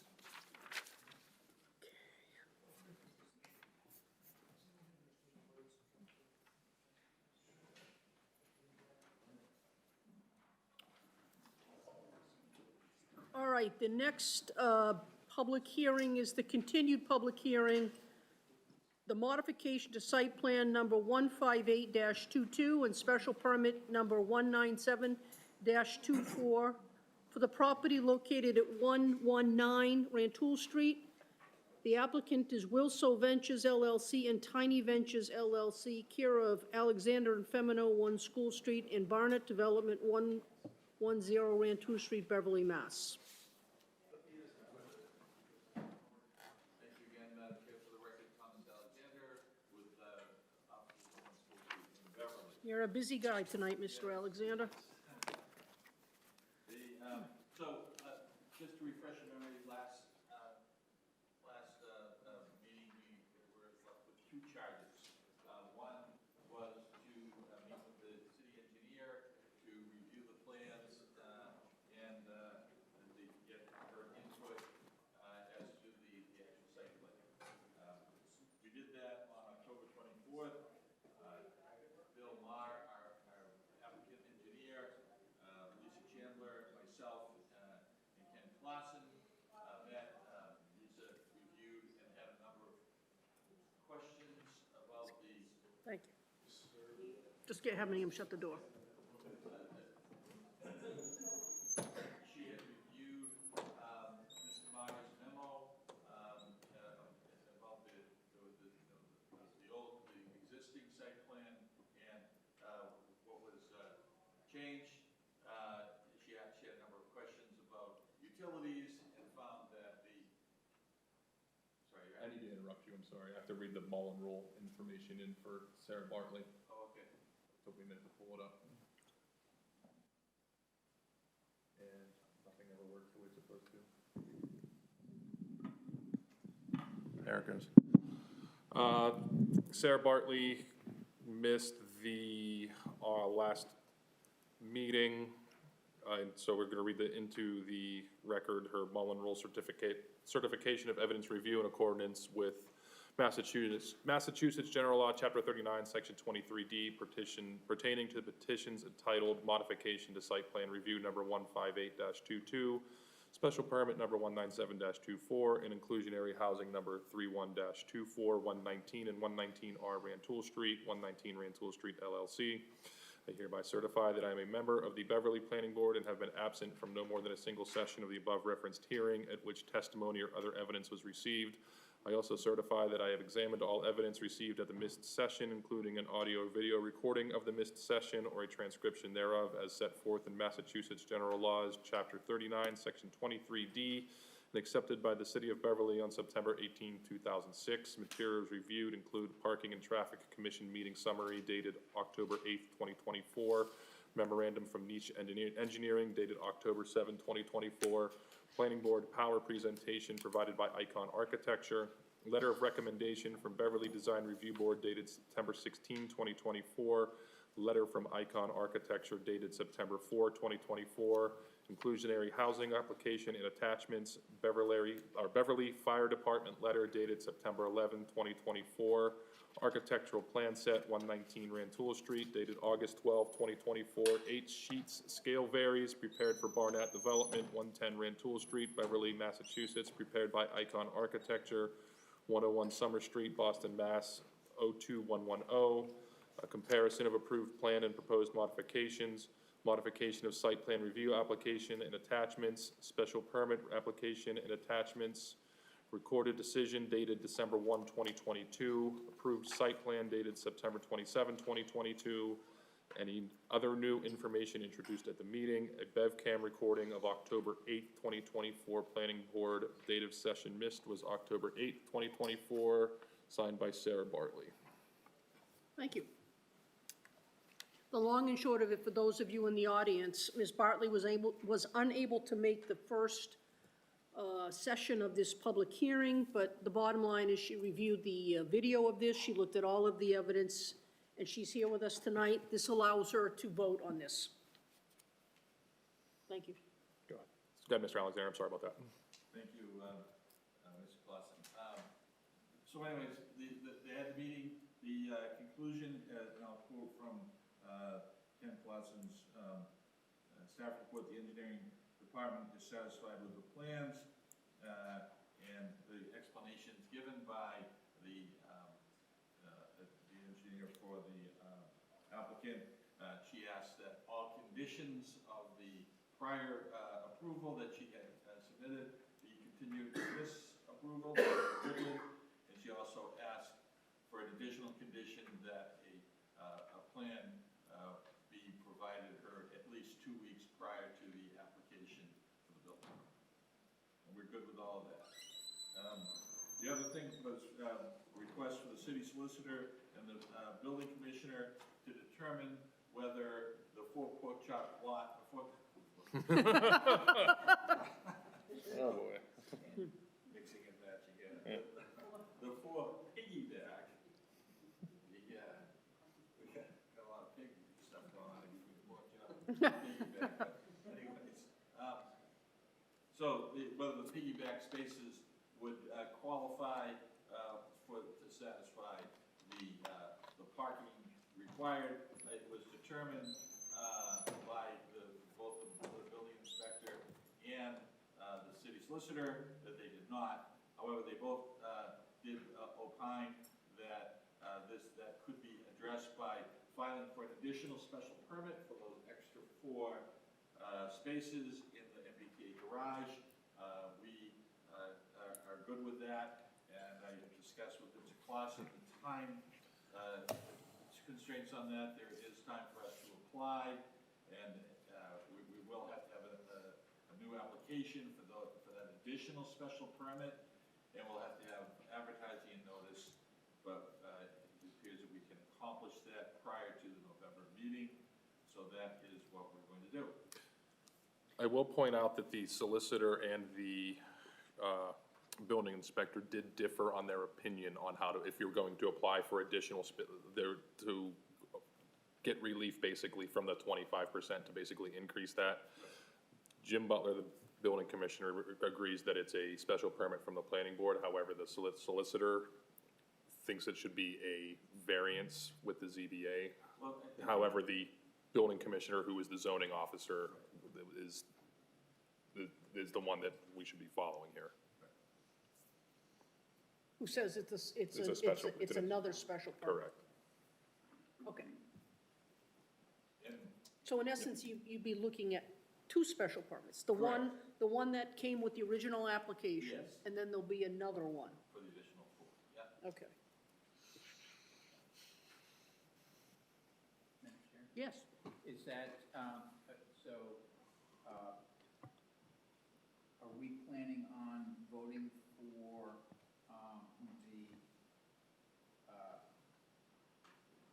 the modification and the special permit for up to this evening, and then just doing a vote, a hearing and a vote regarding if those were to pass for the remaining 4? Or are we doing it all at once?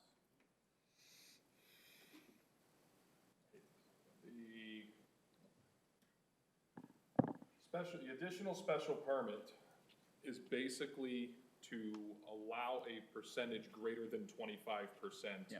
of the parking. So basically, it's almost like they're asking for a special permit in order to get a special permit. I don't think you can vote on allowing the special permit for the the parking to go in the garage without the first special permit being resolved.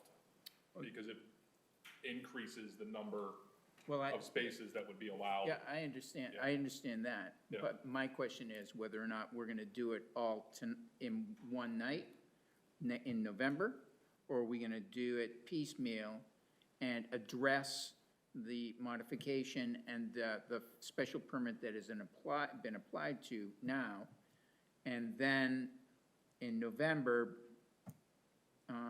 if those pass? I don't think you can, because Can what? can vote on the other two without getting the other special permit first. Because the special permit to allow the 25% of the parking, if you don't allow the second special permit to increase that number, then that special permit doesn't work. So it's a special permit that would allow us to do more than 25%? Correct, So that's the one that would allow this project to move forward? correct. And then we would vote on, If you agree to grant that special permit, then you can vote on the special permit to put the parking in the garage. all 17 spaces? Correct. But the permit that we have before us is only for 13 spaces? Correct, So you're So- saying we need to wait? correct. Okay. I think we can discuss the merits of it, but we can't vote on it because we know it's coming, and we can still have a public hearing and discussion on other issues, but there will need to be another public hearing posted for the additional special permit. And a public hearing will have to be opened, just like a traditional application. And it would be open, Mr. Clausen, just for those 4 spaces? It's not for the No, 4 it's not. spaces, it's for Increasing the- increasing the allowable percentage. To greater than 25%? I put the number in, Okay. knowing what the number was. Yeah. I'm sorry. Yeah. Thank you. So then, does it make sense to vote on the site plan modification? And the only reason I'm asking is because we know the November meeting, Is why I'm saying let's get what we can try to get done. I don't know if you can vote on it, but we can certainly discuss it to the Right, point, 'cause up that's- to the point that's where it would supposed to be be- voted on. Our November meeting is supposed to be dedicated to Folly Hill, Trask Lane. I'm sorry, I just saw Attorney Samasco, and I'm thinking I just saw her on the screen. It's quantum physics. So, yeah, to me, it makes sense to cover what we can cover tonight with respect to the modification. Simply because we want to devote as much time as we can in the November meeting to Trask Lane. Yep. Okay. Yes, sir. So, but can we approve the modification without having the special permit? I don't think so, So we can't really act on anything officially. We can finish, did we close the public hearing? No. No, Okay. So we can maybe finish the public hearing. For the first special permit. For the, Originally applied for a special permit, yeah, you could and, close that public and hearing. for the major site modification. This is a major Right, site right. Yeah, you modification. could close those public hearings, but then you'll have to So- open a new one next week for the additional, or not next week, next month for the newly Okay. applied for special permit.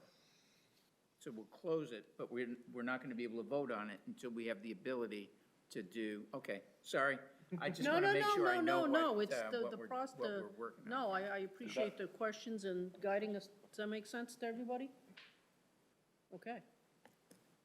Back to you, Mr. Alexander. So, yeah, so I'm good with that. Did you have something else? I had a question. Sure, fire away. So my question goes to the letter we received from the Parking and Traffic Commission today with a failure to pass a recommendation, a 3-3 vote, with one member not present. And, yeah, well, but at the same time, I just want to address what was put in the letter. The members voting against provided the following reasoning: that given the current parking deficit in the downtown area, adding to that deficit would exacerbate the problem, that by not accommodating the required parking on site, it would likely have an impact on adjacent neighborhoods, that there were additional safety concerns around pedestrian access not addressed sufficiently, that they felt a vote in favor was unduly putting the burden on the planning department to obtain a commitment from the MBTA, that being the requirement that we're not able to do until we have the further special permit. So to that point, what is it that you can do, if anything, in the meantime, to address the concerns? I know that one of the concerns was that there isn't a crosswalk across from the properties, and there's a fear that that the people parking in the garage will just be jaywalking across. That's one concern. Another concern is that rather than going into the parking facility, that people with cars will circle around looking for surface areas to park, that they perhaps will go to the entrance in the back rather than the one in the front on Rantoul Street, in terms of in and out, causing additional congestion. Trying to think of some of the other concerns that we heard. So in the meantime, while you have this grace period, let's be positive and call it a grace period, is there anything that you see that can be done to address those concerns?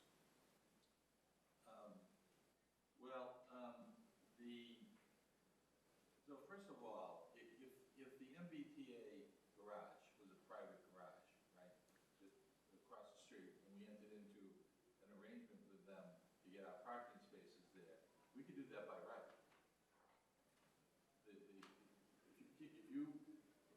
For your parking, if you can, with a private entity, if you can enter into an agreement within 500 feet of your location, you can do that by right. There's no perfect answers to this stuff. I mean, we're supposed to be trying to be doing, transit-oriented development and not have, our development be whipsawed around by automobiles. This project is within, very close to the train station. Those people are going to be walking across the street to go to the train station as well.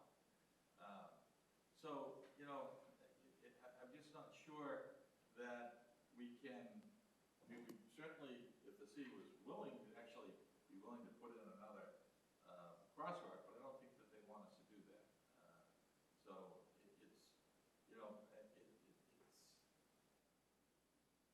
Parking facilities always involve crossing streets to get to them. And I understand that. I was thinking more along the lines of, for example, when a tenant comes in and they're one of the ones that has an assigned parking place in the garage, right, that there's a sheet of what we would like you to do is to follow these guidelines, please. We're really working hard to make sure this is a safe area. We request that you do not jaywalk. As a matter of fact, this has been raised as concern by the city, and we told them we'll do everything in our power to make sure that we're good citizens walking across. You're going to have an assigned spot, so you know the way when you come in. You're not going to be searching. Exactly. That's what I'm looking for. So we know that there's Sarah Barnett from 110 Rantoul Street.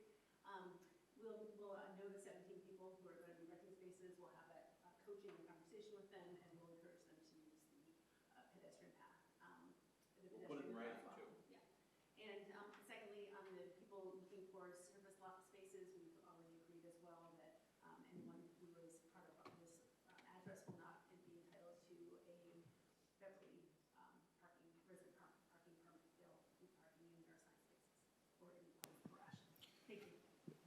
I'm also fairly certain that that was a original condition of approval on this project, which will carry over.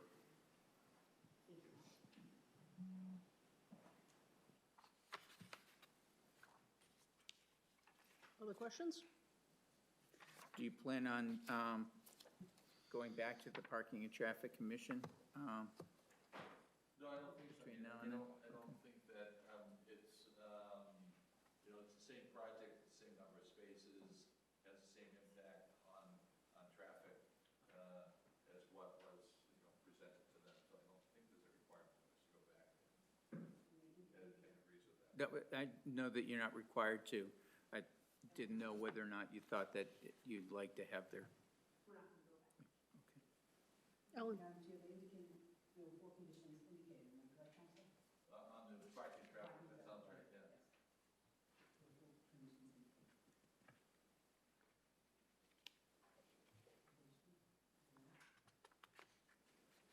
But it wasn't passed, so. It's a Just because it 3-3 wasn't vote. passed doesn't mean the board cannot use those conditions. The Parking and Traffic Commission makes recommendations to the board. If you like those conditions, you can use those conditions. Can you set forth what those conditions are, please? Your microphone's on. Can you put your Alan, can you- microphone on now?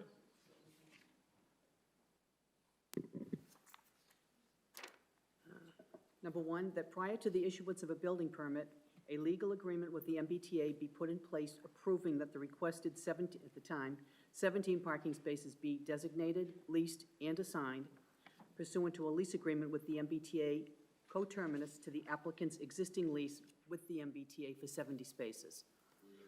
This agreement shall be shared with the Planning Board and the Parking and Traffic Commission. Number two, that all existing conditions of the original recommendation letter still apply. Number three, that the applicant encourage and advise residents to use the crosswalks on Rantoul Street to access the MBTA garage. And number four, that there will be no tandem parking unless the spaces are designated by residents of the same unit. The tandem spaces cannot count toward the required parking. Thank you. Other questions, comments?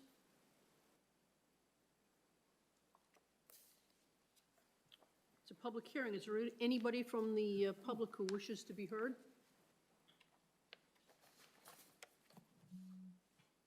Madam Chair, I have a question. Yes. And Madam Chair, it's more point of clarification, Counselor. In looking at the agreement from engineering, the letter from Lisa Chandler, number 6, it indicates the applicant is reminded that occupancy will not be granted unless a homeowners association is developed. Is there a homeowners association with an apartment building? Oh, no, only if that was going to be condominium. That's what I thought.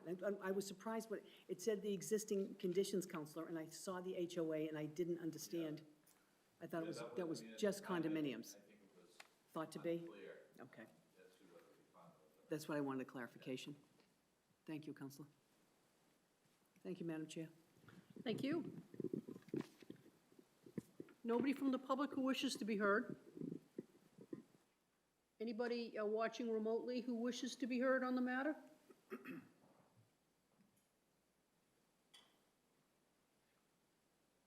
No. Yes, sir. Madam Chair, I have one final question. What's the date on the City of Beverly Engineering Department letter from Lisa Chandler? Last week. Does anyone remember the exact date that she The delivered that? file says 1024, the file name. Yeah, then it's 1024. Okay.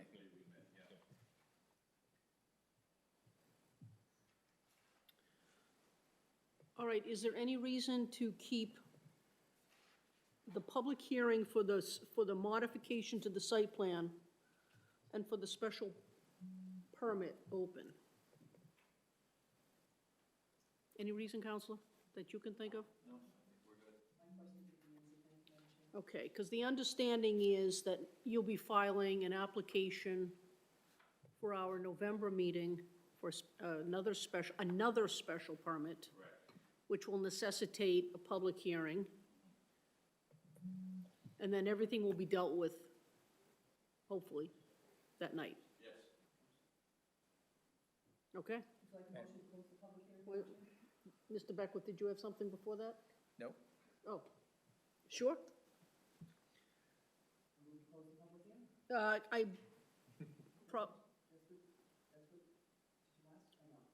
yep, because it would cover both the special permit and the modification.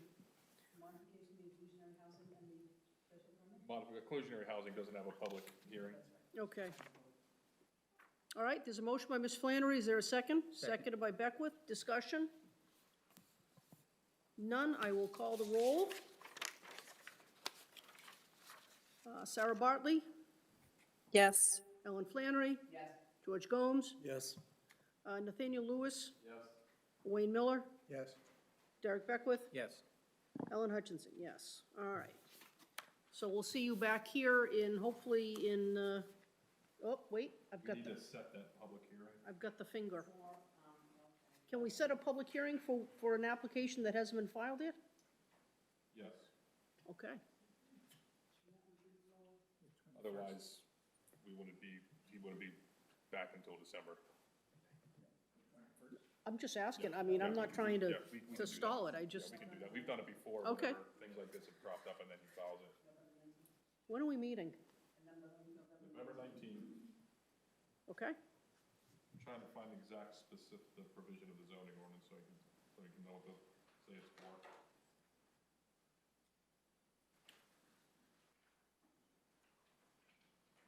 Excuse me.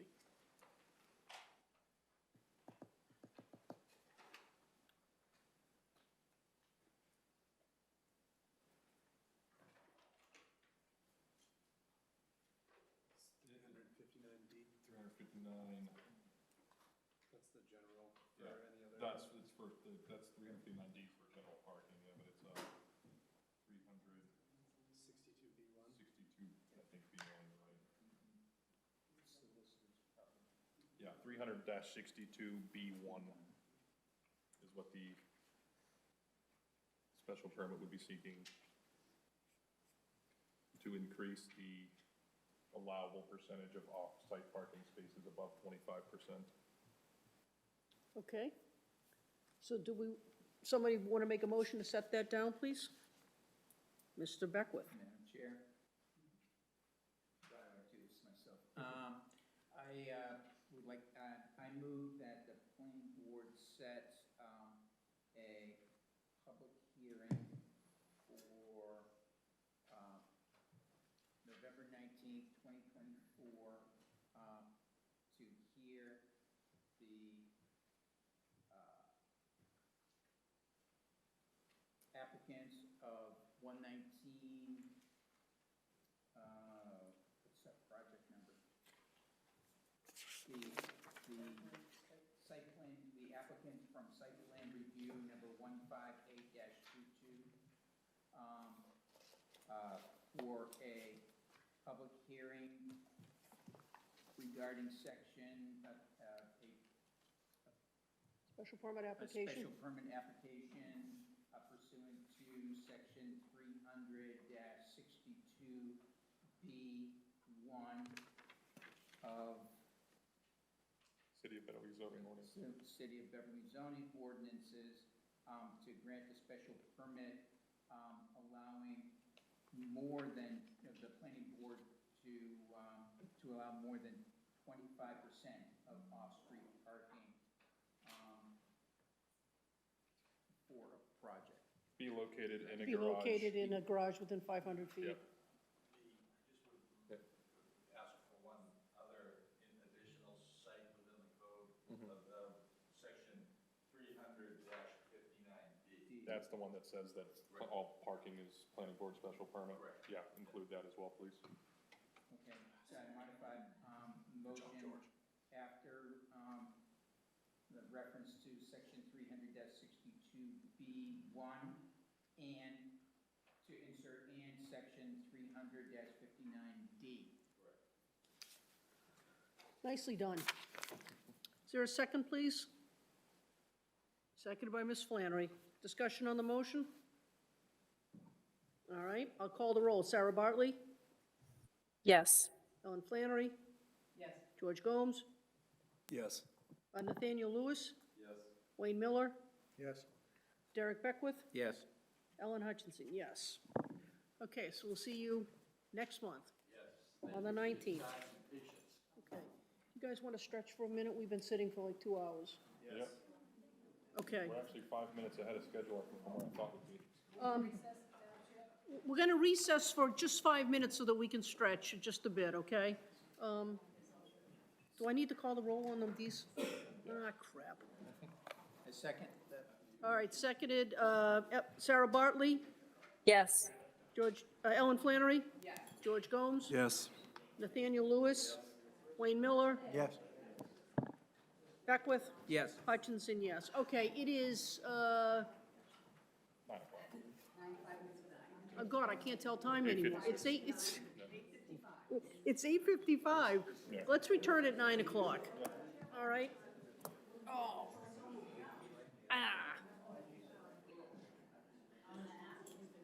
Miss Flannery, you're kicking butt tonight. I know, you are on. Good job.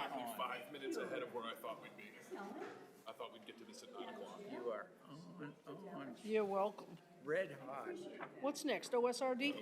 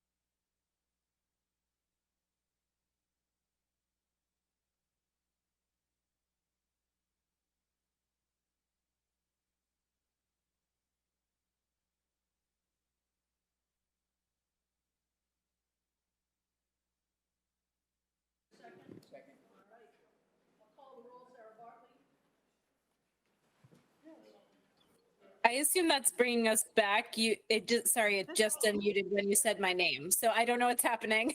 Just say yes, Sarah. Microphone on. Ms. Bartley? You're absolutely right. It was just a motion, it's a motion to bring us back to our meeting. Okay, yes. Thank you, dear. Ellen Flannery, Yes. George Gomes, Yes. Nathaniel Lewis, Wayne Miller. Derek Beckwith. Yes. Ellen Hutchinson, yes. All right, we are back. Back at it. Let's see where we're at. Let's see. Ooh, We are on to OSRD.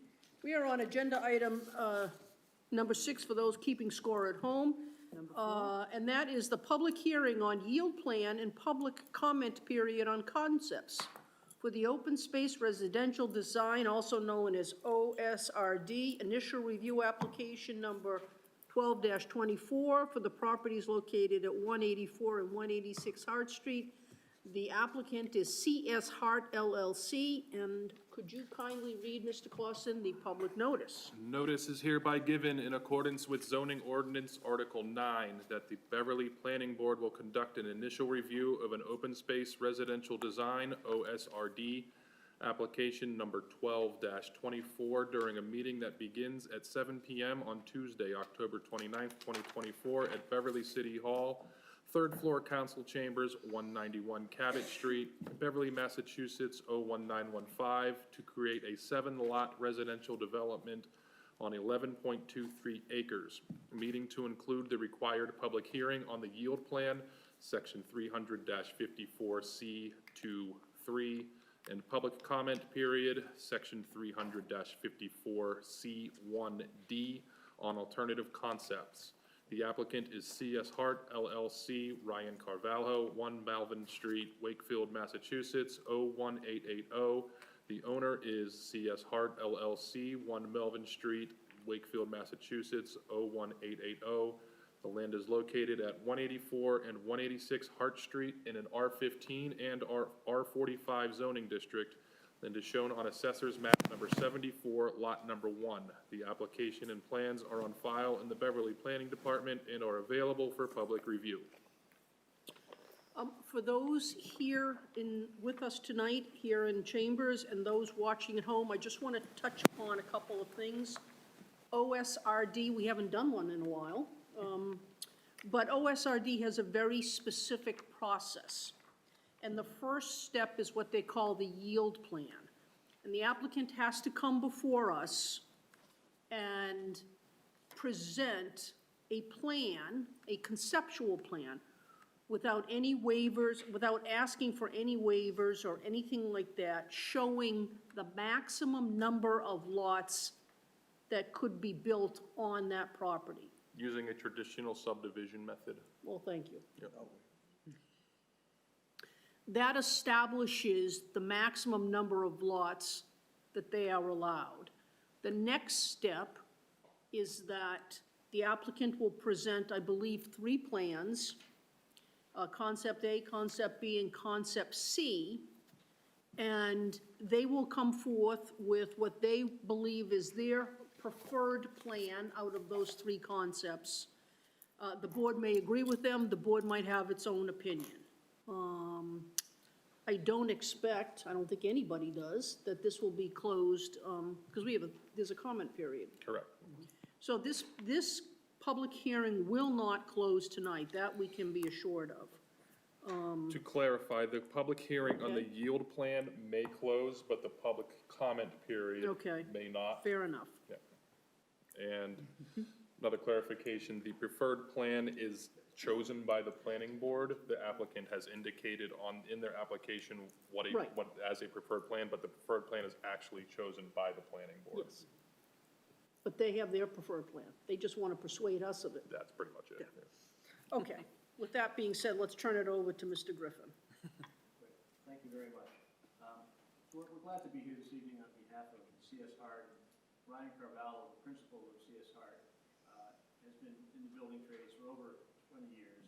He started out primarily as an electrician, and as his business grew, and his talents grew, he started taking on mechanical work, and he just continuously growing. So now he's building buildings and subdivisions and residential housing, from soup to nuts. So he's a very talented guy, very competent builder with a great track record. He's bought the land outright, so he owns this entire 11.2 acre parcel. Without further ado, get going. So here's our 11.2 acre parcel off of Water Street. You can sort of see Route 128 up there at the orange strip going diagonally across there. So not that far from the highway.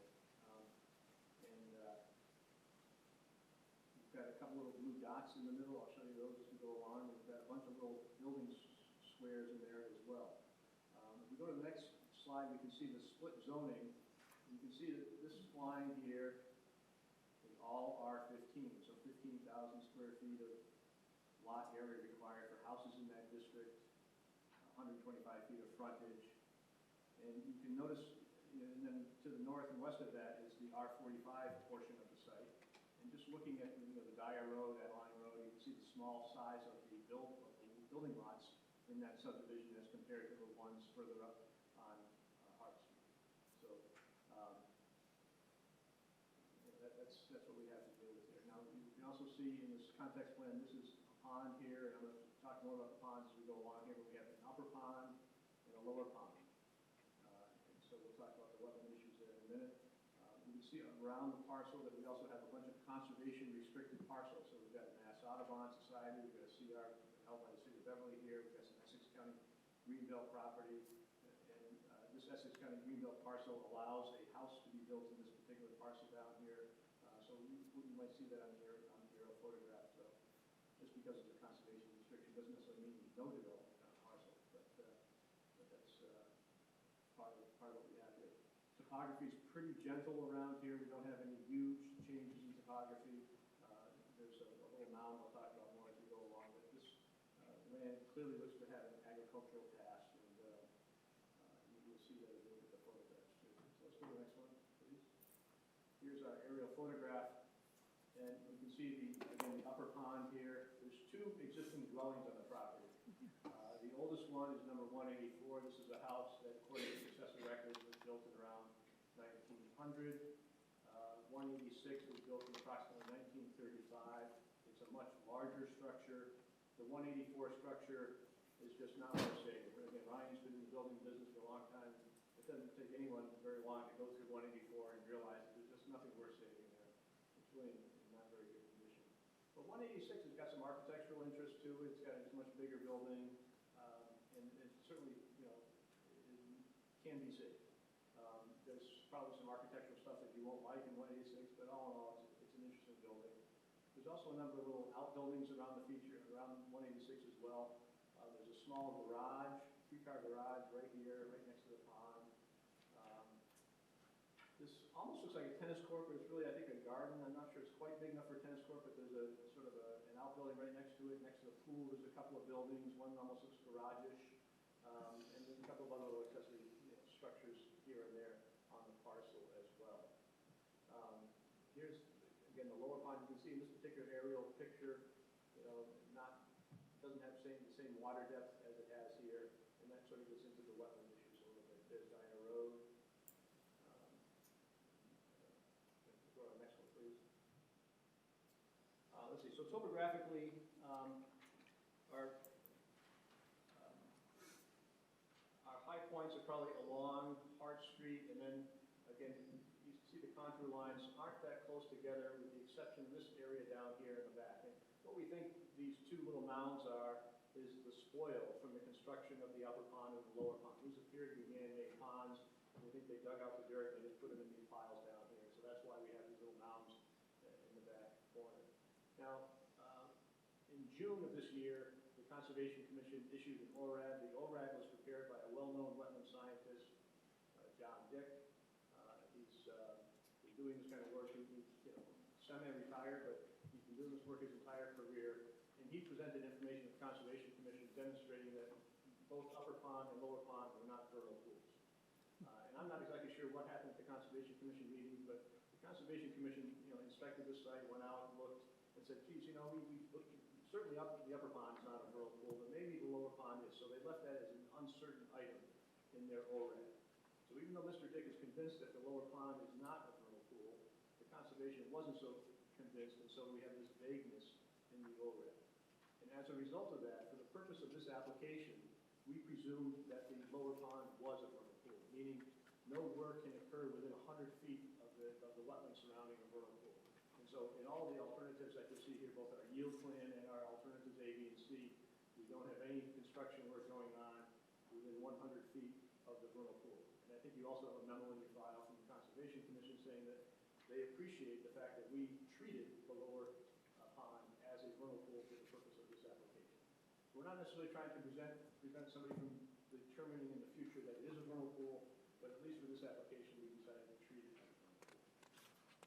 The upland field, that's this whole area here. You can see little edges of tree lines through there, mostly grass. Mr. Cavallo mows it several times a year just to keep the grass down. There's that sort of tennis court-sized garden. There's the pool. The area along Hart Street, the vegetation is starting to come up. It really hasn't been maintained very well around the buildings. And in this area here is mostly wooded with some fair amount of invasive vegetation in this area behind the houses on Dyer Road. There's a drain easement that allows water to get from the lower pond out through the neighboring parcel, and this, I think it discharges daylight right about there.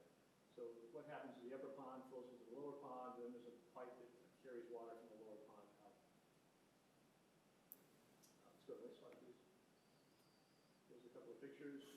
Again, 184 is the older of the two buildings, built around 1900, and 186 was built approximately 1935. The garage would be to the left of the structure you see in the 186 picture. There is no garage on the 184 parcel. Next slide, please. Here's a view of the field from the back deck behind 186, a beautiful fall day. And here's a view of the pond from the back deck of 186 as well. So again, pretty flat territory. There's some sort of solar panels, I think, associated maybe with the pool there. That's one of those little accessory structures right there as well. And go to the next one. Okay, so the first thing we got to do is a yield plan. And as was mentioned, this is a conventional, subdivision layout. You got to follow all the rules and regulations. You're not allowed to suggest any waivers or non-compliance with the regulations. So with this yield plan, we conform to all of the conservation setbacks, all of the zoning setbacks, all the subdivision rules and regulations. What we're proposing to do in this yield plan is, and again, the yield plan is not something that gets built. It's done for the purpose of demonstrating, okay, the parcel can support X number of buildings. And so what we're showing here is that both 184 and 186 would be demolished, and that all new houses would be constructed. So these three houses down here are in the R15 category. They've got 125 feet of frontage. They've got over 15,000 square feet of land, or about 19,000 square feet of land in each of those three lots. So those are pretty simple. And you can see that we're doing work in the buffer zone. So work in the buffer zone is allowed in the conservation regulations. Beverly has a 25-foot no disturb zone. You can't do any work within 25 feet of a wetland, so that's that first line outside the wetland. The second line outside the wetland is a 50-foot no building zone, so you can't put any buildings within 50 feet of a wetland. And the work between 50 feet and 100 feet requires Conservation Commission approval. And we've been doing conservation applications for a long time. We know what's allowed, what's not allowed. What we're showing here is single-family houses in the buffer zone. That certainly is allowed. We're not proposing any work within 50 feet of a wetland. So we're conforming to the regulations. A little further up, we have a 500-foot-long cul-de-sac, again, meeting all the subdivision rules and regulations. It's got a 50-foot wide right-of-way, 32 feet of pavement, sidewalks on both sides, underground utilities, hydrants, etc. And these houses will all be served by sewer. There's sewers on the public sewer on Hart Street, so everything would be probably pumped to a sewer line in Hart Street. There's a possibility maybe one or two lots could be served by gravity, but for the most part, we're looking at homes served by a pump system. We're also showing a detention pond here. So again, the detention pond you can see is outside the 100-foot setback from the vernal pool. It's in the buffer zone, which is allowed. Most of the road is outside the buffer zone. All of this house, I think that's lot 5, 6, 7. The houses are outside zone. All of that, there's some dotted lines you'll see in each lot that indicates the setbacks. The R45 and the R15 setbacks are slightly different, but all of these buildings are typical single-family houses, and they all conform to all of the setback requirements. So I think this is a pretty straightforward yield plan. Again, no waivers, no surprises, no big excavations, pretty simple. And I think that it demonstrates that the basic number of lots for the purpose of this application is 7. Let's go on to the next slide, please. So here we start getting into our alternatives. And concept A happens to be the one that we like the most. We hope that you think that as well. But one of the reasons we like A the most is that it provides, a lot of open space that's contiguous with other conservation restricted parcels. It also doesn't require a whole lot of new road construction. So what you see here are 3 A&R style lots along Hart Street. So lots 1, 2, and 3. Again, houses in the buffer zone, driveways coming directly off of Hart Street. So 3, pretty simple houses right there. Lot 4 also has, frontage on Hart Street. It's basically 186, and we probably lose the garage is right there. We jog the lot line around the garage, so we can actually save the garage in this option. There's another one where we don't save the garage, but so we continue to access 186 pretty much the way you do now. Driveway coming in here, looping back out onto Hart Street. So lot 4 is essentially 186. Lot 5 has this long tail coming back to Hart Street to provide some frontage, but it has plenty of area. Now the OSRD regulations allow you to reduce frontage and area for lots. It's not a waiver from the regulation, it's a feature of the regulations, and it allows us to lay out the development in a way that creates a lot of open space. In fact, I think 50% of the buildable area is required to be open space, and we exceed that in all of these options. I also should point out probably at this time that the OSRD regulations require a specific process for laying out the lots, and they don't, you don't start with a road and then figure out where your house goes from there. The idea is that you engage a landscape architect. In this particular case, Laura Rutledge is a landscape architect. She's done other OSRD projects in Beverly. You go out and look at the site and say, okay, where are the developable areas? Where are the conservation areas? And so in this particular case, the conservation areas are ideally, around the wetland areas, around the other conservation, parcels. And then the flat areas that are, not all that wooded become the obvious developable areas. This area down by Dyer Road is also obviously developable because it's got relatively flat terrain. It's got reasonable room. It's got good frontage, good access to the road. So these become the preferred places to install roads. And then after that, you start looking at, after you've identified your developable areas, then you start looking at specific house lots, and then looking at how do you access those house lots. And then the last thing you do is you draw your lot lines. So that's the process that we went through for all of these options A, B, and C. We've got 3 houses out in the field here. Again, pretty good setbacks from the roads. We don't have a whole lot of waivers here. We are requesting a little bit of relief from the OSRD regulations here. The OSRD regulations don't want you to put buildings within 100 feet of a wetland, so we've got lots 2 and 3. You can see there's a building within 100 feet of a wetland. The existing building, 186, is within 100 feet of a wetland, so that would, saving that building requires a little bit of relief there to maintain that existing buffer zone disturbance. And then the common driveway, the OSRD requires a 25-foot tract buffer around the sides, basically, of the parcel and the rear of the parcel. And so where we have a common driveway coming in off of Hart Street here, this common driveway, by necessity, crosses across what would typically be the tract buffer. So we need relief from the tract buffer requirement for the common driveway. I also point out here, we have this hatched area right up here. This is an easement on the adjacent property, which is intended to allow vehicular access to the parcel. So we have the right, as the deeds currently exist, to run this common driveway across this little stretch here.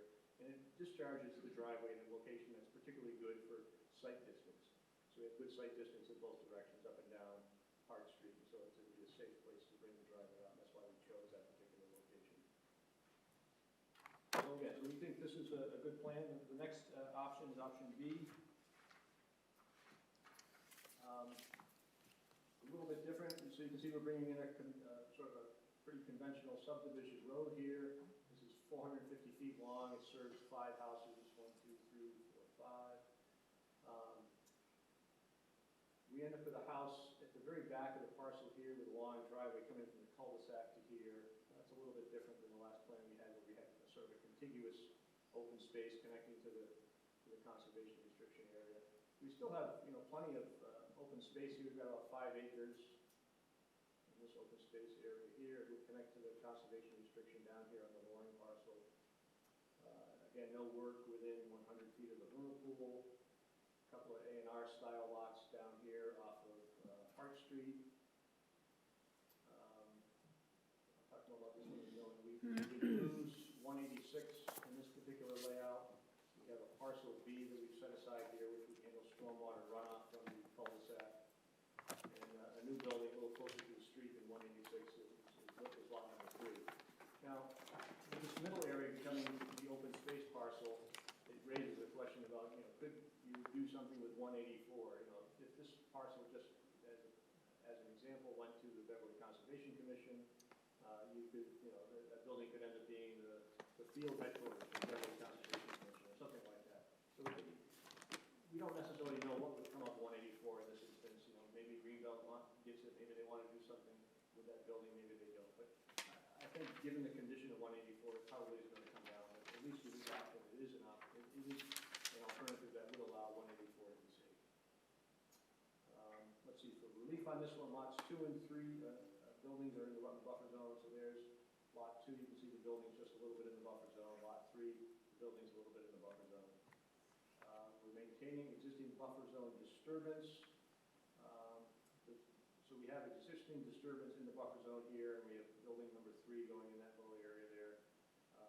Lot 4, there is no disturbance on lot 4. I think parcel B, the stormwater area, would have some disturbance in the buffer zone.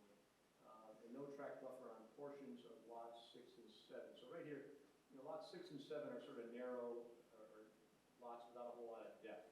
And so we can't really have a 25-foot track buffer on the back of lots 6 and 7 without really constraining those lots to the point of making them almost unusable. So in this particular layout, we would ask to have no track buffer in the back of lots 6 and 7 for that purpose. We also have no track buffer on the left side of parcel 4 in the vicinity of the building. It's a little hard to see, but we bring the track buffer back here. So where this clearing line would occur near this mound, from here back you would have a normal track buffer. But right up by the house, again, because it's sort of a narrow lot, same reason on 6 and 7, you wouldn't have a 25-foot track buffer in that particular area. And it's not really, the absence of a track buffer in these instances isn't all that terrible. You don't have housing in close proximity to this lot line by 6 and 7.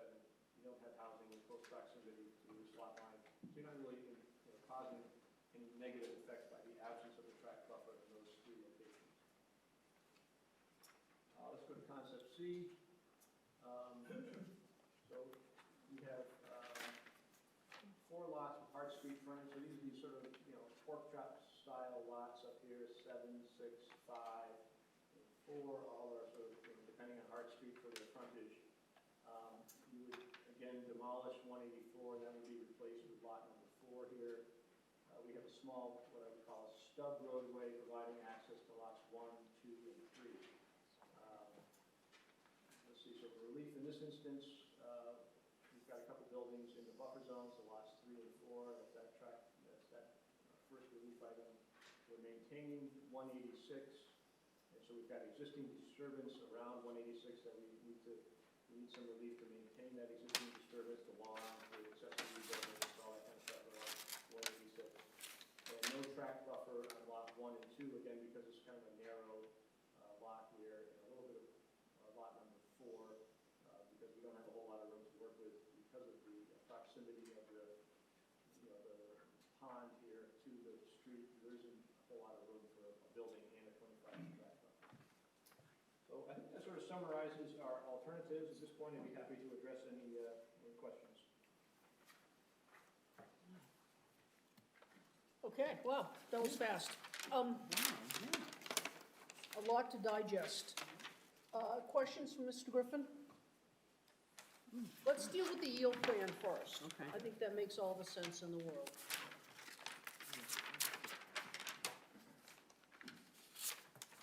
Could you take us back to the yield plan, Yep. s'il vous plaît?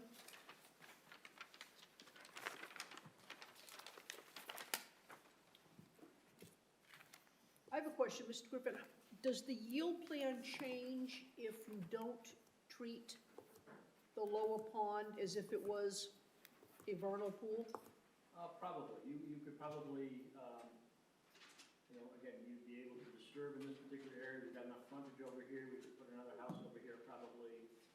So we could probably make an 8-lot plan, maybe even a 9-lot plan if we didn't have that constraint.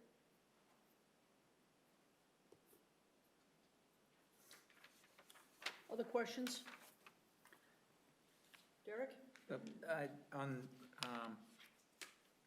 Looking first at C, and then looking at the yield plan, I'm trying to figure out why you can't go to 8. I'm not complaining, I'm just wondering, it looked like at some point you'd have something that might be able to have 8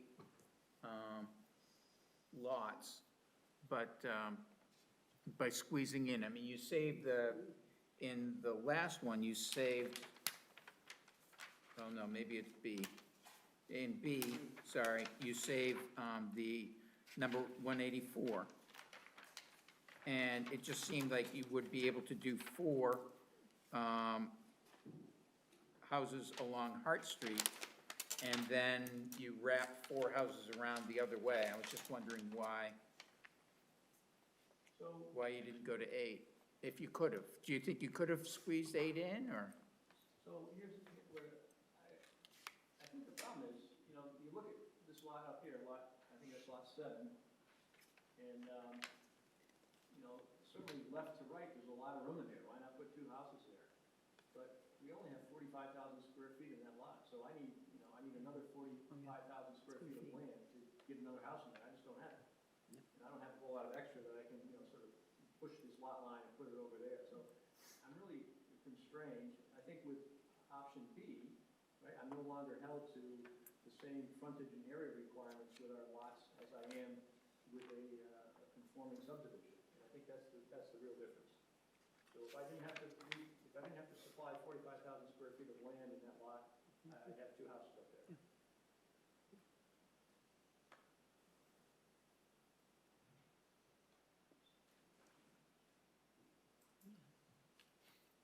It would be very embarrassing for you to point out an 8 lot tonight with Ryan in the audience, by the way.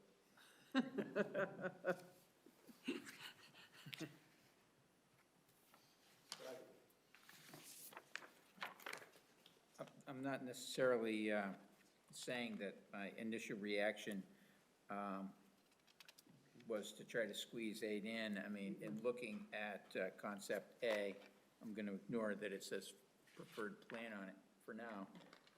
But the fact that the open space, just continues along to the Mass Audubon, the Beverly site, the Greenbelt site, just without anything in between, seemed appealing. The Greenbelt, there it is, Greenbelt. And how tall are the mounds down at the bottom of the plan here? So the top elevation of the mound is 166, one looks like it's 67, and the base of the hill is around 52, so that's about 15 feet of elevation change.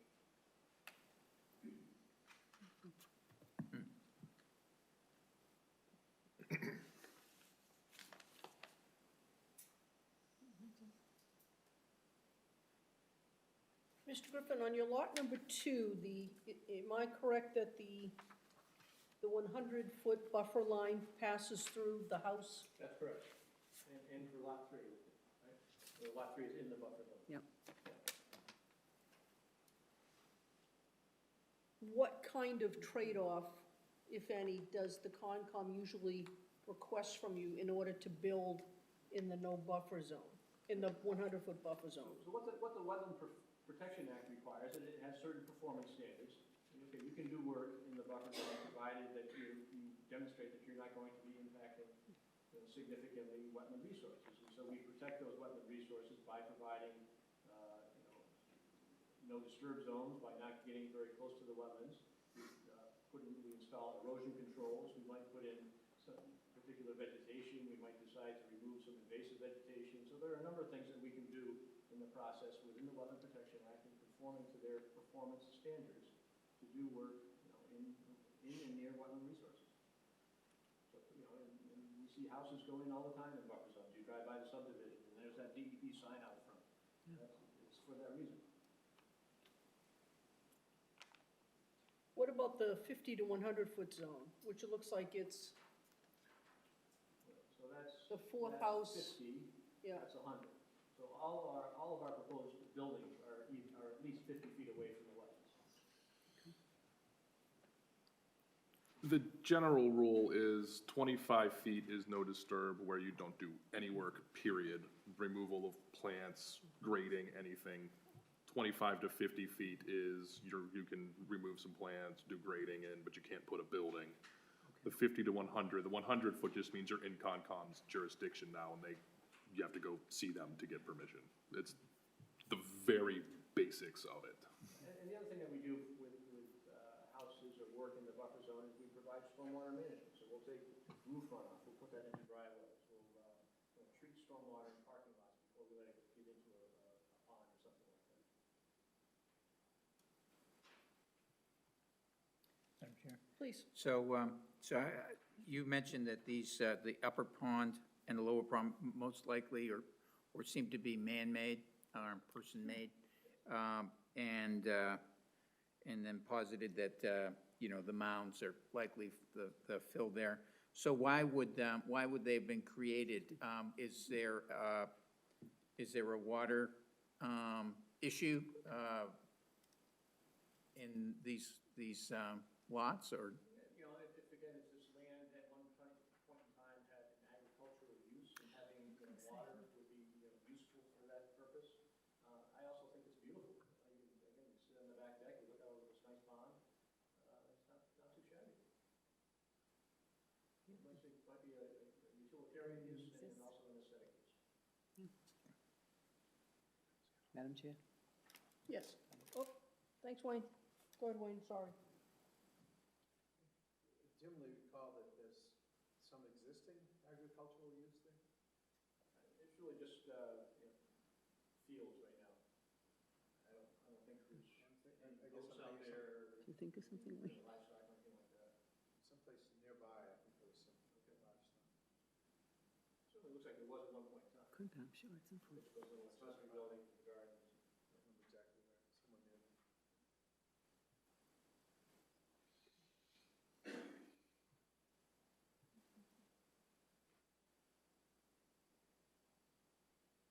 No, I think it's very. Where is your detention and infiltration pond? Is that one of the, This little area right there. And these houses here would probably have some dry wells located, adjacent to the house.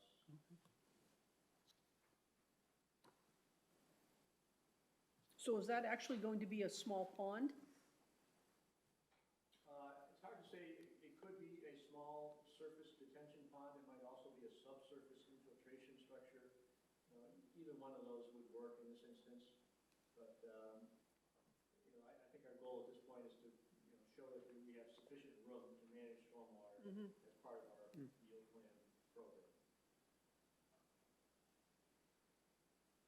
It's likely to be dry. It's likely to be dry most of it. Most of the time, sure, yes.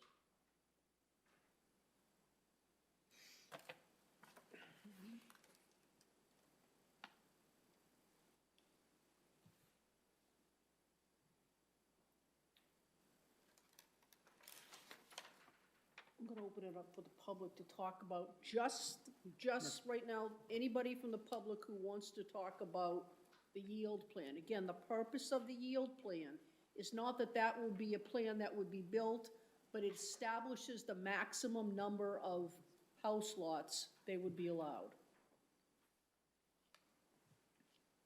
Fair enough? All right.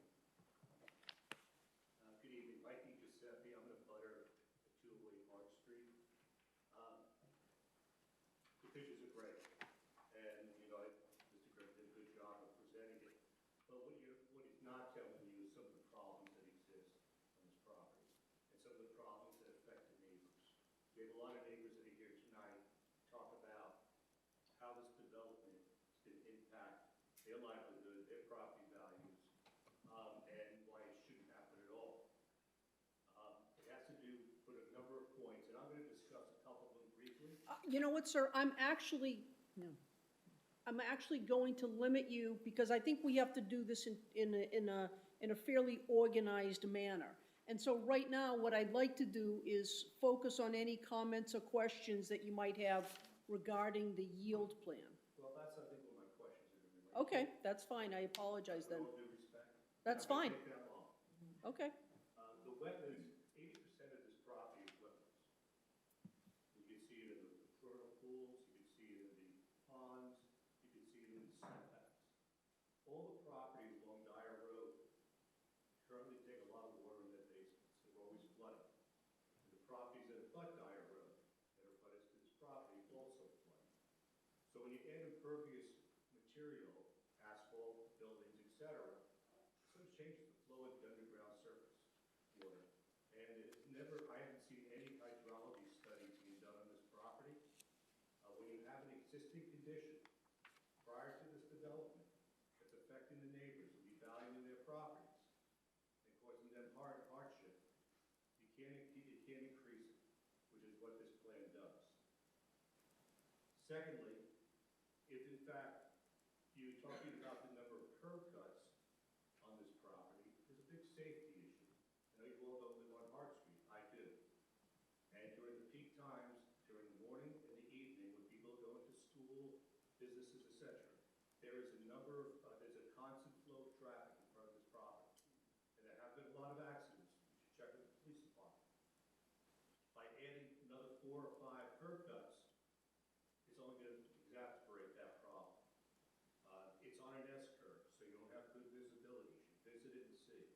You can't see cars coming, even though the posted miles per hour is 25. People tend to go 35 and better. So it's a safety issue to add more curb cuts in this property. When you have a larger wetland as they have here, there should be a habitat study done on the property. You know, how are the ecosystems being changed? I know it's not a requirement, but it should be a requirement, because there's deer, fowl, and other creatures that are living there that are going to be displaced by this development, and that's not appropriate. The R45 zone, whether it be Beverly or Beverly Farms, is important to the type of atmosphere and rural character we want for our township. We got to stop cutting it up, and in this case, they're cutting it up and causing impact to other properties that are around it. And this board should not approve that. It was funny, I met with the developer, came by my house, and he said, well, somebody told me I have to put together a yield plan that shows the maximum amount of properties on units on the property. But it's not my intent. My intent is to build 3, maybe 4 homes. This is coming from the developer quote. You can ask him, he's here. So I don't know why we're even looking at this yield plan. I know why we're looking at the yield plan, because you have to look at the yield plan, but I have a problem if we were deceived to suggest that he's only putting in 3 or 4 units, and then he shows us a plan that he wants somebody to approve. That's a problem. You know, the problem with some of the school-age children in Beverly is a problem. When you add single-family homes of this magnitude, you're adding 12, 13, 15 school-age children. We all know the ranking in Beverly as far as school-age children regarding class size and regarding teacher retention. It's not very good. So I don't think that we should be looking to add more single-family houses at the expense of abutters to this property. As I see it, and I think our neighbors feel the same way, you have an R45 zone, it's 1 lot. about, R15 zone, get a couple of lots there. That's what's appropriate. We shouldn't be scared by the fact that he's gonna put in a subdivision road. Because if he goes through a subdivision road, he's gonna have to go through the same process that he's going through now, and there'll be same opposition. I don't think the ORAD applies in this case, and I think this is very important. As the chairman said, there hasn't seen it a lot in the past years. So in this case, yes, Beverly and Beverly Farms wants to protect their open space, but if you look at the site plan, the open space that you're talking about preserving is undevelopable. It's wet, it's not accessible. You only have is one lot that's close to the wetland under all these proposals. So you have the ability, and under the ORAD, it gives them the right to circumvent frontage. So you have pork chop lots. That's inappropriate. You can get the same open space by saying to the developer, listen, Mr. Developer, I'll give you four lots out of this site, but you have to give me the open space. Are they gonna say no? Of course not. They're gonna give it to you. So you shouldn't let them circumvent the zoning by applying the ORAD and giving them relief on the frontage with three, I think it was three actually, pork chop lots. That's inappropriate. So say to the developer, Mr. Developer, Mrs. Developer, whatever it is, we're not gonna give you the ORAD, but I want you to put this area in a conservation easement. And this board has the ability to do that. And I think that's the direction you should go. So with that, I wouldn't take too much of your time. I think there's some other people here that want to speak. Let me ask you a question, Go sir. ahead. As we've set forth that the first step in this process is to establish a yield plan, and the yield plan reflects a plan done in traditional subdivision methodology, without any waivers or anything, any special granting of anything. So I hear you, and I respect what you're saying, but tell me where the applicant has made a mistake with this plan. The three plans that have been presented. Not the, no, not the concept plans. We're not there yet. Right now, our first step, this board's first step, is to make a determination as to whether or not this is a valid plan which sets forth simply the maximum number of lots that he would be allowed if he did a traditional subdivision plan. By right. Yeah, so I met with Ken and also the Conservation Commission, David Leslie. And they told me the plan that they would prefer out of the three plans. But we're not at that stage. We're not at that stage. Right now, what we're talking about is this plan, which again, is not a concept plan. It's not a plan that he's looking to build. It is the first step in this process, which is for the applicant and his engineer, Mr. Griffin, to say, okay, if we were going to build a traditional subdivision, if OSRD did not apply, if we were going to build a traditional subdivision, and we're not asking for any waivers or any special granting of anything, what's the maximum number of lots we could put there on the subject property as a traditional subdivision? Because this plan, if it's valid, establishes the maximum number of lots that he's allowed to show us, all of us, in the concept plans that you're citing. So right now, I'm not focused on the concept plans, that's a little bit down the road. Right now, I'm trying to figure out if there's anything wrong with this plan. And I'm asking if you have any insights or anything that would suggest that what Mr. Griffin has set forth here couldn't be built as a traditional subdivision plan. By right. Well, by right is a fully used term. It could be challenged, anything gets tried to build it. So, but if you're saying that, what the problem I have with this yield plan? The problem I have with the yield plan is too many units. The problem is you have too many curb cuts. The problem, the problem is that this plan asks for relief from the R45 zone. And, well, it doesn't ask for relief. No, it doesn't. No, it doesn't. It doesn't, sir. Excuse me, let me finish what I'm saying. It asks for an entry road and a cul-de-sac to subdivide the R45. So he has, yes, so he has to apply for a subdivision plan, and it's not by right, it's a subdivision plan. And the yield, the yield could be whatever you want it to be. This gentleman said he should add one more unit, which I find very funny. You know, the yield that they're suggesting in this plan is inappropriate for the size parcel and the impacts that it will create. It may be, in your opinion, inappropriate, but is it wrong? And I don't mean wrong from a impact on the neighborhood plan. Again, I respect what you're saying, but we have to look at this plan that Mr. Griffin has drawn, and he has drawn it without asking for any waivers. He has used traditional subdivision methodology. He has followed the steps that our ordinance requires. And I respect what you're saying. You're saying to us, please reject this yield plan because it's too big, it's too many units, too many lots. But what I'm asking you is, you need to give me not just the idea of curb cuts and things like that, but why Mr. Griffin has made a mistake in this plan.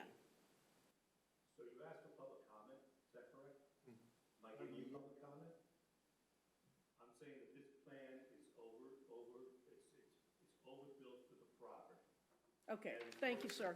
Thank you. I appreciate what you're saying, but I think your comments are probably more appropriate when we get to the concept state. Go ahead, you can cut me off, but I don't think that the impacts, this property should go through the way it's designed because of the impacts to the neighbors on their property. Right, and but, That's right. and I don't mean to cut you off, but you're not understanding what I'm asking of you. I understand the So, board has to make a recommendation, has to accept it, it's the first step of the process. This is a long process. We want you to know right up front that the neighbors are not gonna go along with this, and we have some concerns, and it should be on record right away. and Unless you don't want us to speak up. no, I certainly do, but all I'm trying to do is we're trying to, one, be fair to everybody with respect to time, because that's a big concern. And secondly, to have to pay appropriate attention to the process, because that's what we have to do. We have to follow the process. And so you live there. I respect that. I respect what you're telling us about the curb cuts and how wet it is. And you're asking us to reject this yield plan. But what I'm saying to you, sir, is that you have to give me substantial reasons, not the curb cuts.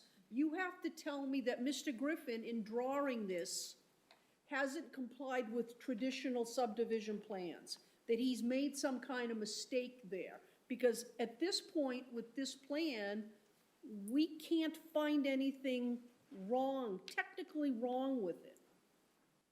What you can say as a board is that you recognize that neighbors have a voice, and they have some concerns about it, and have concerns about the yield.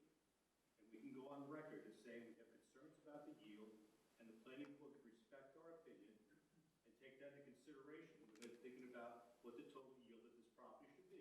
Yes, you could do that. Okay, and I will say that this board absolutely respects the opinion of you and anybody else who wishes to speak. And we did wait till 9 o'clock, so it's not that late. Well, it's closing in on 10 now, so, all right, is there anybody else who wishes to be heard on the yield plan? Actually, just a couple of questions. My name is Mike Wakuzzi. I live directly across from the two lots. Everything that Mike said earlier, my neighbor, I'd echo them, but their opinions at this point. I understand where you are with this. Forgive me, sir, I need your specific address. 185 High Street. Thank you.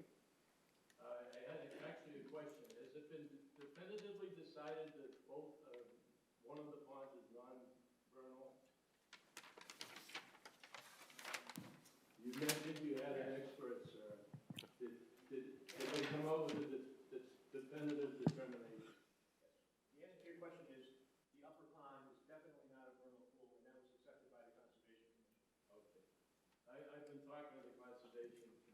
why I asked. It didn't come up in the conversations and everything.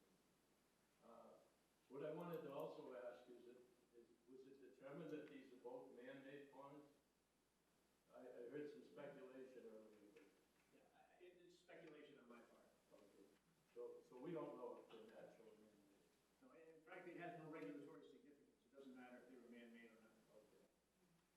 Okay, the only other thought I had was that, as Mike said, many of the people are gonna be impacted, particularly if it went to the full set. That's all I'm saying. Thank you. Thank you, I appreciate it.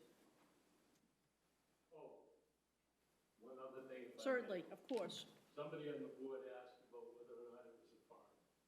I've been there, I guess, since 2003, and for a while, the prior owners did operate it as a farm. He was a prominent doctor. His wife was a nurse, but she would set up a stand and sell vegetables. They wrote it off as a farm on their taxes. They did that for a good many years.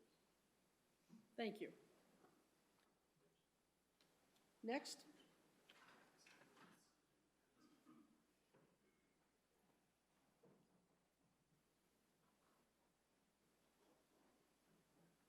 Just keeping my comments to the yield plan. Thank you. Valerie Nelson, 216 Hart Street, Beverly.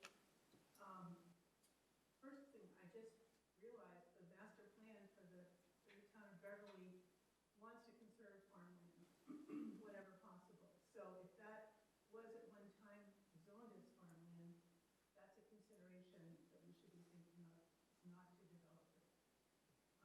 But the reason I'm up here is, are the comments that were made about the Conservation Commission being okay with encroaching on certain setbacks for building? I think this deserves more scrutiny. I think we should read the Wetlands Protection Act, and I think we should find out whether for a non-essential purpose, it's a thing that isn't built yet, we need to approve what is in essence a variance or encroachment on a wetland boundary, setback boundary, for something that hasn't been built. So right off the bat, you're taking liberties with those state preferred setback boundaries. I think that could be a problem.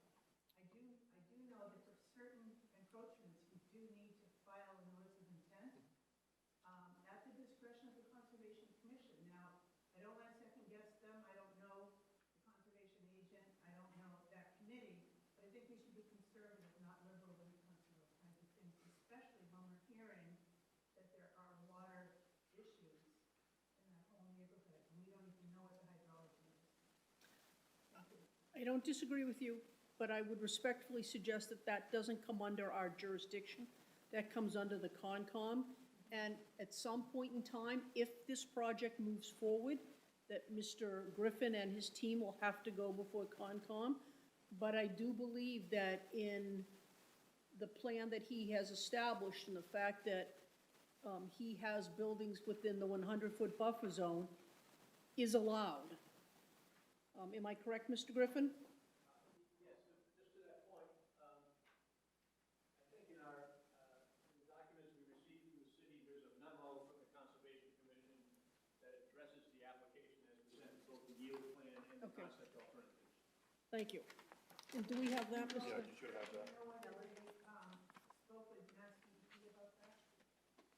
I don't know what they did to, in preparation of their memorandum. Okay. Thank you. So I'll just read a little bit. This is a memorandum dated October 16th, 2024, to the Beverly Planning Board from David Spitalair, thank you, the conservation agent. He writes, in response to your request for comments on the OSRD application, the Concom, and I'm trying to move through this a little bit quickly, so, provided their thoughts at their October 15th, 2024 meeting. Comments from this meeting have been provided below.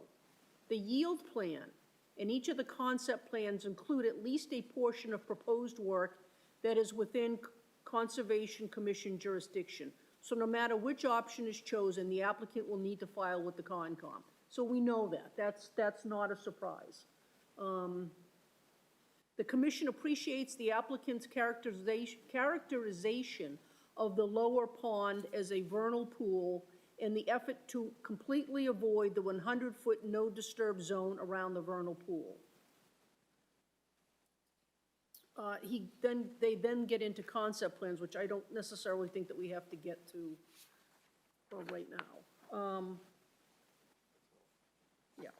So I think that, again, totally respect the fact that this has to go to Concom and they will weigh in, but the inclusion of those houses in the 100-foot buffer, I don't think is a mistake that renders the plan invalid. Yeah, it's not a mistake. Right, well, yeah, I mean. Please. I guess I'd like to understand the process. Okay. So, the yield plan, in your opinion, satisfies the requirement. What's the process going forward? Well, let me just say that we haven't made that decision yet. The reason why I was asking you about it, sir, was that you very kindly offered your opinions, and you were telling us that the yield plan was too big. So what I was looking from you, if you had anything, was to tell us what renders this yield plan invalid. So we haven't made a decision on it yet. My questions to you were in response to your comments now. So. So again, think about the process. Yep. You take the yield plan that requires it. Then you make a determination which yield plan you prefer.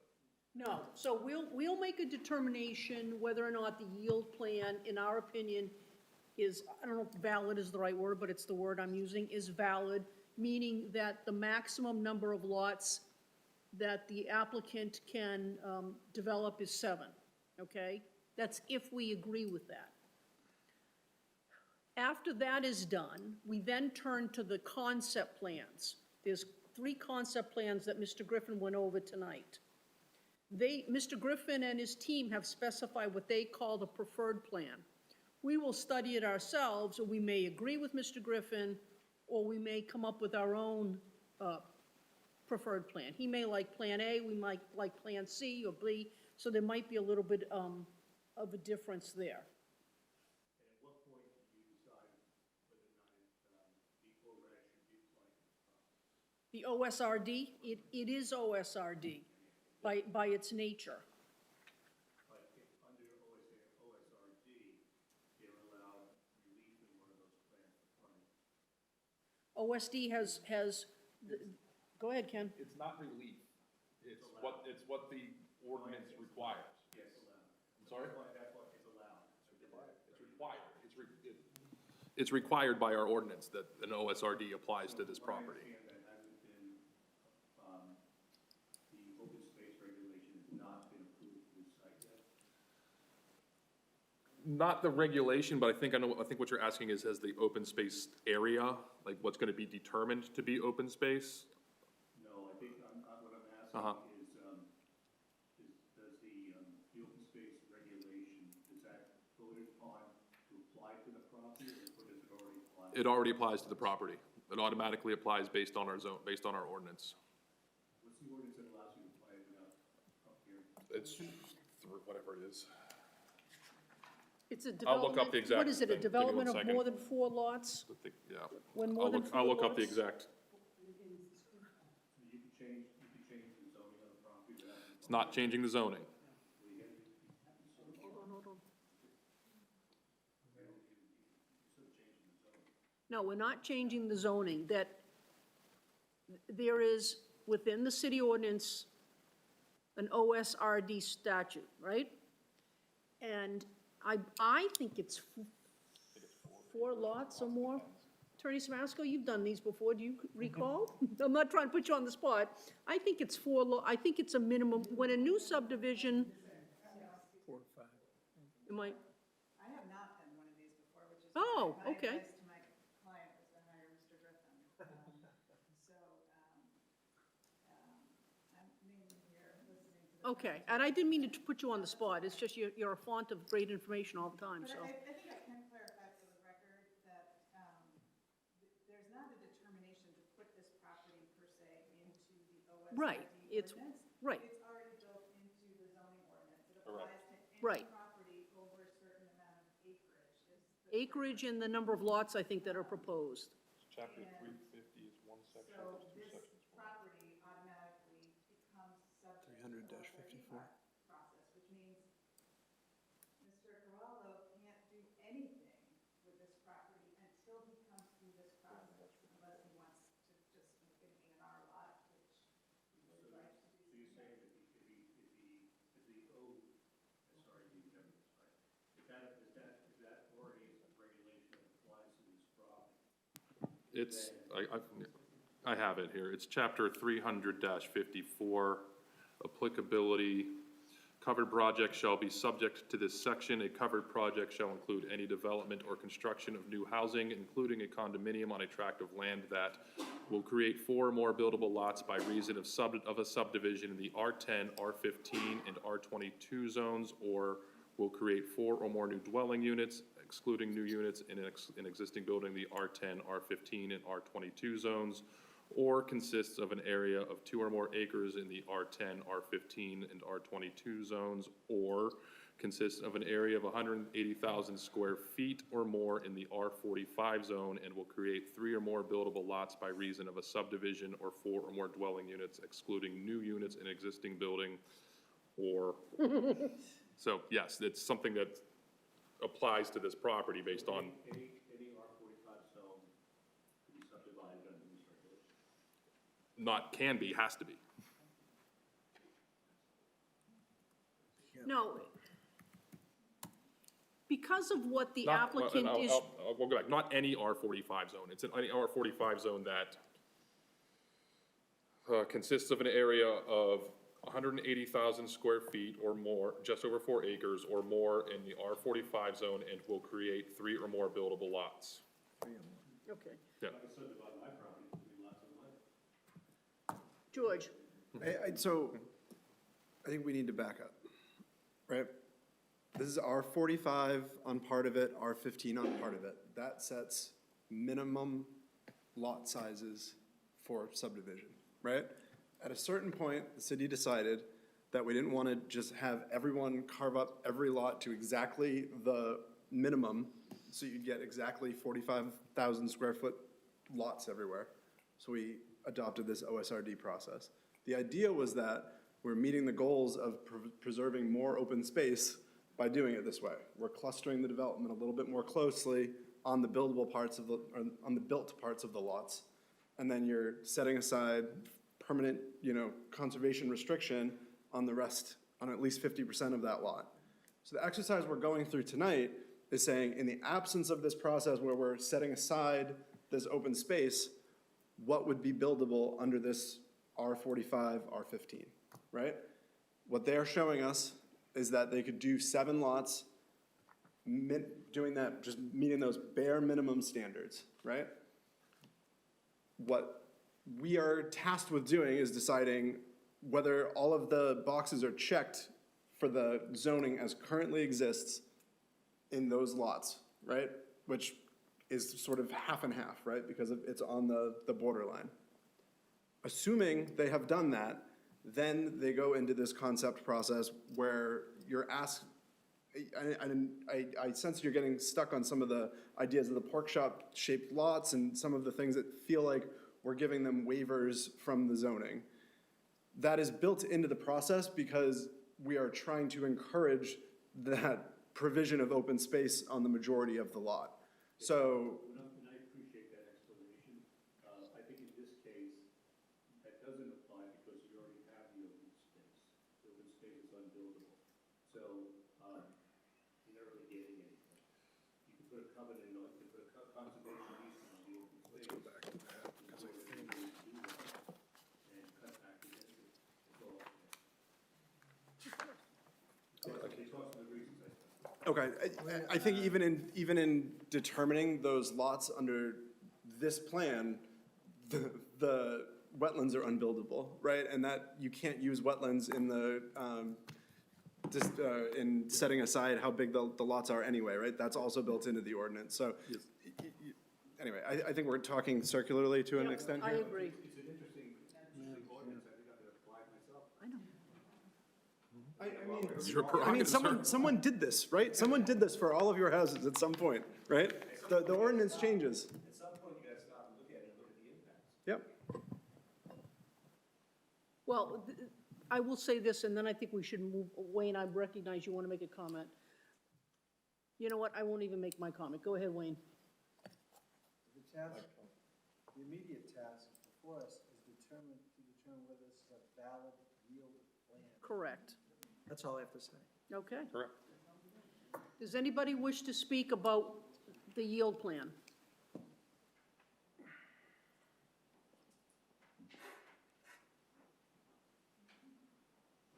My name is James Brown, I live at 208 Hart Street. Speaking directly to the yield plan. Thank you. Valid or not, I can't answer that question. The question I have for the board is the following. If we're looking at 7 lots, we talked about open space, we talked about vernal pools, non-vernal pools, there used to be a farm, curb cuts, etc. As an abutter, the question I have with respect to this exact plan and none of the concept plans, has the developer brought to the attention of the board the potential impact on traffic and the safety? Talked about curb cuts.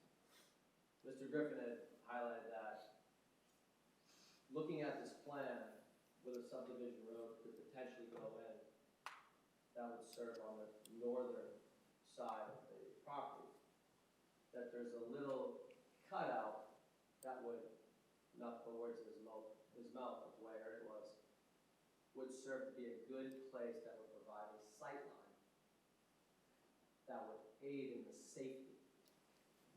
If you were to come off 127 and take a right heading into Beverly Farms, and you approach the S-curve, which Mr. Giuseppe highlighted, that is a blind corner, period. I've owned my house since 2015. There was a vicious accident where 2 teenagers hit a telephone pole and they absconded into the woods. I walked my dog. When I bought my house, there was never a sidewalk across the street. It's a death-defying experience across my street to get to the sidewalk, to go to Dyer Road. There is a crosswalk.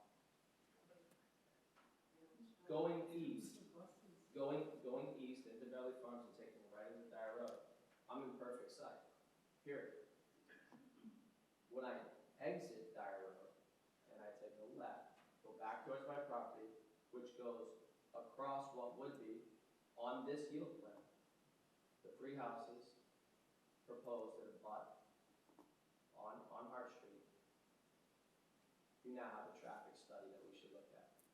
You could potentially have young children. I am obstructed by the crosswalk sign. I'm obstructed by a telephone pole. I'm obstructed by a tree. Whether I'm on that side of Dyer Road or the side close enough, it's miserable. It's absolutely miserable. I actually, though, don't have anywhere else to walk my dog. I have nowhere else to run. That's one point. We talked about open space. There is wildlife that looks like the National Kingdom. Period. To the point where I was almost run over by a deer 3 mornings ago at 5 in the morning. To, I think, the left of Mr. Bacuzzi's house, there's a large parcel that's been cleared. Populated with deer. They're running across the street, large deer, mature deer, young deer. What I'm saying to the board is, I'm not a developer, I work in a different profession. But if we have a R45 zone and an R15 zone, and the maximum allotment that would provide would be potentially 7 homes, those first 3 homes that are closer to Dyer Road than not are on a blind corner. There's no sidewalk on that side. If they were to put a sidewalk in for the benefit of those potential new homeowners, you're creating a significant safety period. I've talked to plenty of local policemen on that street that patrol. You know what they said?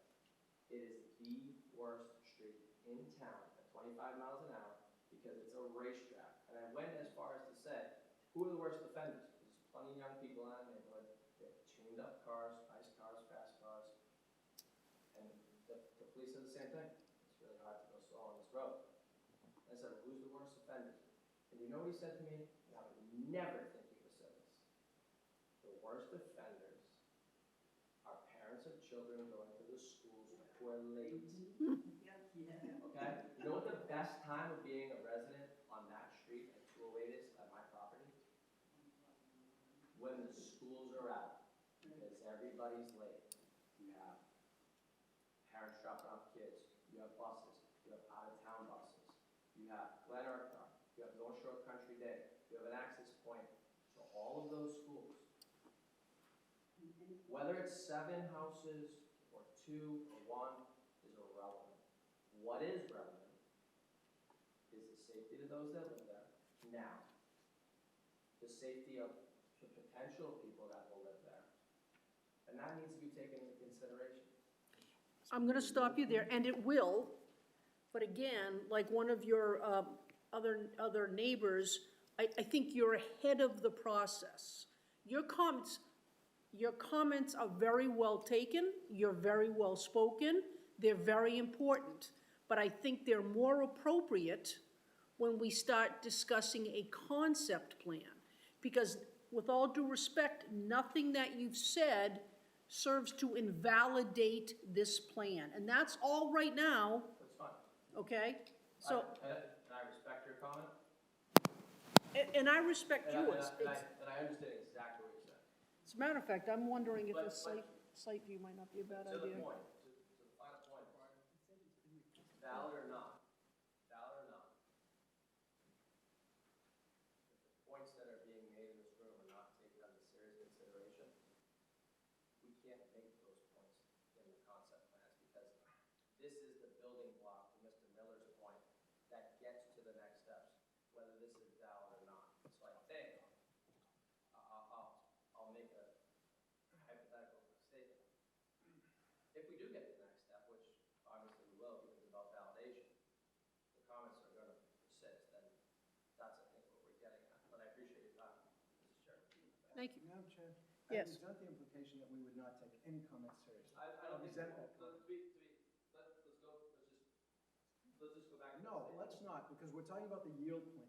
So- And we're not talking about whether So, I have a Mr. physical Miller, or not. Mr. No, Miller, We're talking about Mr. the Miller, yield. respect. Let Mr. Miller, nope, you let Mr. Miller make his point. Sir, I didn't make that comment. I want Mr. Miller to be able to finish his point. You Miss, made sir, an accusation that I made that comment, which I didn't make. I'd like that to be on the record. Fine, it's on the record. So, I would like to continue our discussion of the thank you for your comment. My statement that you surmised was never made verbatim. It is now on the Here. record, as Thank you requested. Thank you. Thank you. I would like to discuss the validity of the yield plan if we may. all right, is there anybody else who wishes to be heard on the yield plan?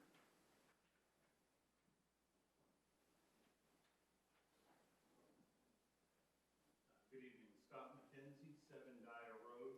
As you can see from the map there, I'm less than a stone's throw away from that upper pond. You know, I'm not a real estate person, I'm a CPA, so I just want to get it out there that that's great that the yield plan can show 7. The reality of the issues, which I know some of my neighbors have brought up, but me specifically has to do with the water, water issues, water table. As we already have flooding issues on 7 Dyer, and one of my neighbors is here as well. He's been there longer than I have. And so when I see this, that's great that it needs a, definition, but all I see is more water pouring down the street now, filling my basement up. And that's the reality versus, this beautiful map up there. So that's all I wanted to put out there for now. And again, I think when we move into a discussion on concept plans, I think all of these points that are being made are very valid and can and should be made at that at that time. Is there anybody else who wishes to be heard on the yield plan? Okay. Derek?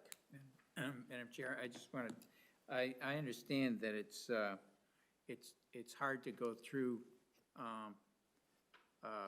a hearing like this and to understand the technical side of things. I remember the first time I had the first hearing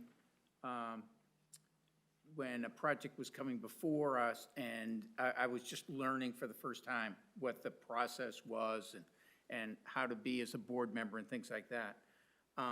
What's really interesting to me is that how you have valid concerns, things we need to think about, have to take into consideration, and, you know, speaking for myself, definitely we will, okay? But similar to what we've gone through in a flurry of proposals over the last 2 years downtown, was project after project that came before us that were also by right projects.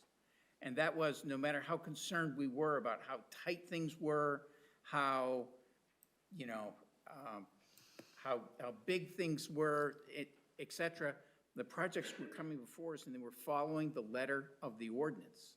And it was, no matter, you know, how impacted the people were downtown with traffic and why only one car per apartment, all these different questions, everyone is coming before following the rules. One of our guides is to make sure that a plan like the yield plan that comes before us is following the guidelines that are set out in the ordinances. And that's really what this process is right now. What's the maximum?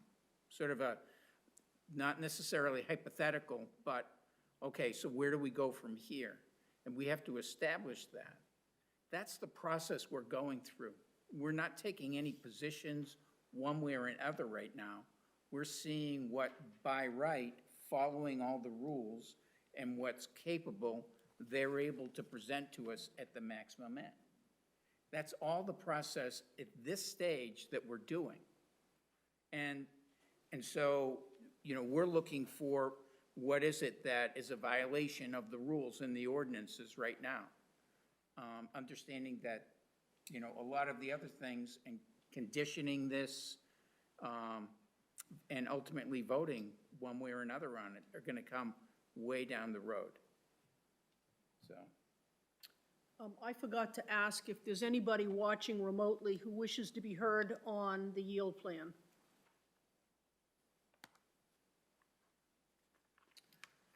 I'll take that as a no. Yes. Madam Chair, do you think it's possible that we could arrange a site visit on this? I mean, I think. Oh, Sorry? sir? Tony Husko on the law of Marie, she's at 5 Guy Road, Mr. Scott. Question we have is, I know that, again, this might be too early without having a photo of the meeting. Are these houses, how big are they going to be? Are they going to be slabs? Are they going to be digging down foundations? Because this is the problem when you do dig down, that's when the water underneath changes its direction. We have experienced that. So that was pretty much, I don't know if it's too early for that question, but how big are these houses going to be? And are these full basements? Mr. Griffin, do you care to venture? Okay. All right. Part so- of, okay, I can Nope, speak to that a go little bit. ahead. Part of the process also is, once the concept plan is chosen, they still have to create a definitive subdivision plan, which has requirements speaking to things like, where is the water table? They have to create a plan, a profile of whatever utilities and runs and things like that. And there are requirements in the definitive subdivision ordinance speaking to things like locating water table and things like that. It's too early in this process for, like, right now, like, the house locations on a subdivision plan they aren't bound to build what is shown as a house location on a subdivision plan. They're there as a placeholder, as a conceptual idea. The only time the only thing that they'll be bound for a house would be at the building permit stage.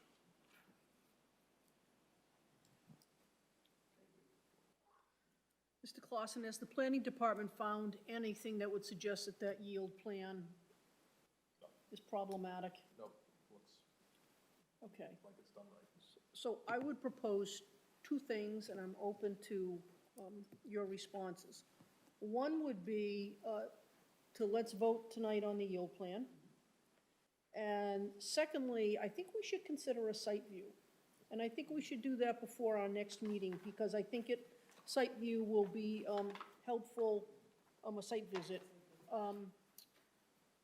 as we consider the concept plans. I think there's been some very good points made tonight about safety issues, things like that. So that would be, I think, my suggestion. So, yes. Could I suggest a site? Name and address, please. Could I suggest that the site visit be during, either early morning hours, during the weekday, like? Traffic time. Well, I have to tell you that I think it has to be when we can meet. We all have, I think all of us, Wayne's retired, but the rest of us have full-time jobs. Sir, I can't, I cannot, for clarity in the record, I can't have the outburst comments, okay? I'm sorry, I understand what you're saying. We will, and I appreciate that, and we will work on that. What do people think about a site visit? I'd like it. Technically required. Well, there we go then. Required later on, I think, Ken. I was- Later on, yeah. so it can be accomplished Yes. now. Okay, so that, but doesn't preclude us from doing it soon. All right, And while it's still kind of nice out. so how did we set up the last site visit we did? Did we do it offline? No, we did it We did sitting it- here and figured out when everyone could.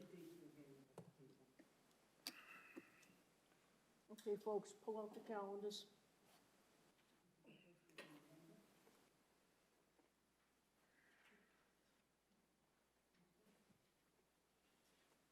Did I not bring my phone with me? Gotta be kidding me. Nope, I got it here.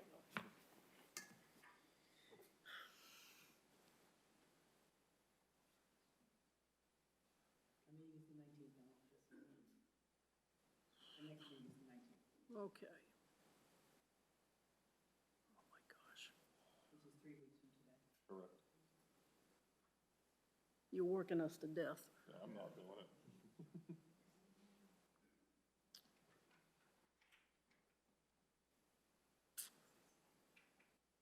People want to throw out some dates? I fortunately won't be able to do anything until after the 12th for work purposes, if it's during the day.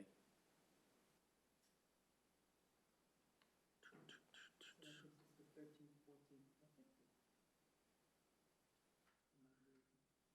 All right, so what about, what time of the day are we thinking? Sunset's early now, or will be setting earlier.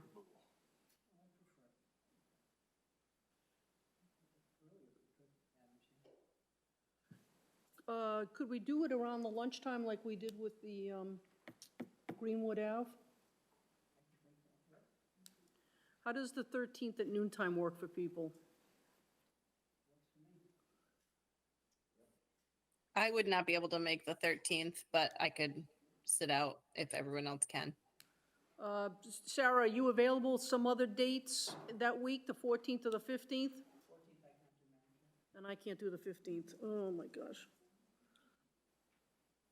Are you excluding weekends? No, I don't exclude weekends.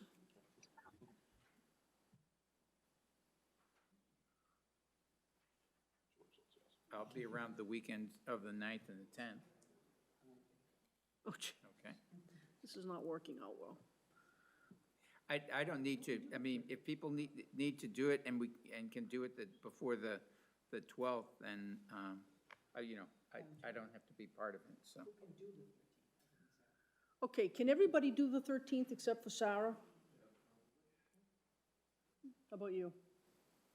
Okay. Does a noontime or date, 1 o'clock or noontime work? Gentlemen? How about noontime on the 13th?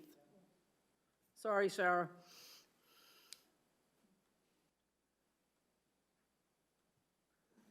All right, 13th works. yep, noontime, we'll meet there. Why don't we meet on Dyer, we can park on Dyer Road?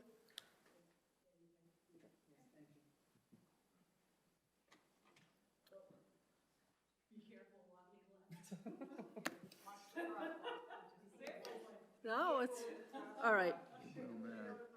What am I doing here? Part of what we're looking for. No, we said Wednesday the 13th. Wednesday, the 13th, from 12 to 1, Whenever. Yeah, 12 to 1. okay. Do we have to vote on that? Yes. All right. I'd welcome a motion on this, please. Madam Chair? Yes. Schedule a site visit for Wednesday, November 13th at 12 noon for the site at 184, 186 Hart Street. All right. Is there a second? Second. Is there any discussion? Who made the second, I'm sorry? What? Who Derek? made the second? Okay. Beckwith did. I'll call the roll. Sarah Bartley?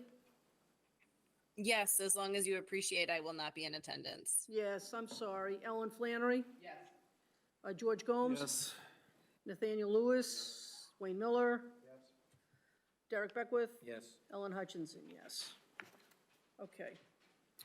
I welcome a motion on, I think you need to close the public hearing for the yield plan. is it a separate public hearing? Yeah, because the concept plans aren't a public hearing, it's a public comment period, which is not. Yep. Yeah, there's a vote on the yield plan. No, I mean, you have to close the public hearing in order to vote. Yeah. Yeah. Okay.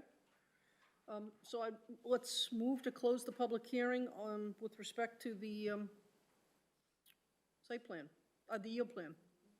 It's getting late. So move, Madam Chair? Second. Seconded by Beckwith. Discussion? None. I'll call the roll. Sarah Bartley?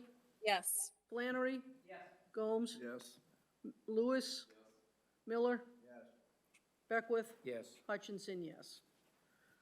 Okay, now we can vote on the yield plan. Somebody want to motion that for us, please? Madam Chair? Yes. I move that the planning board, are we accepting or endorsing? What is it that I we think we do? accept it, I right? think it's accepting. Yeah. Yeah, accept the yield plan filed for OSRD, application number 12-24 for 184 and 186 Hart Street. Point of order, the language in the statute is approval of a yield plan. Approval. So we might Approval. want to amend.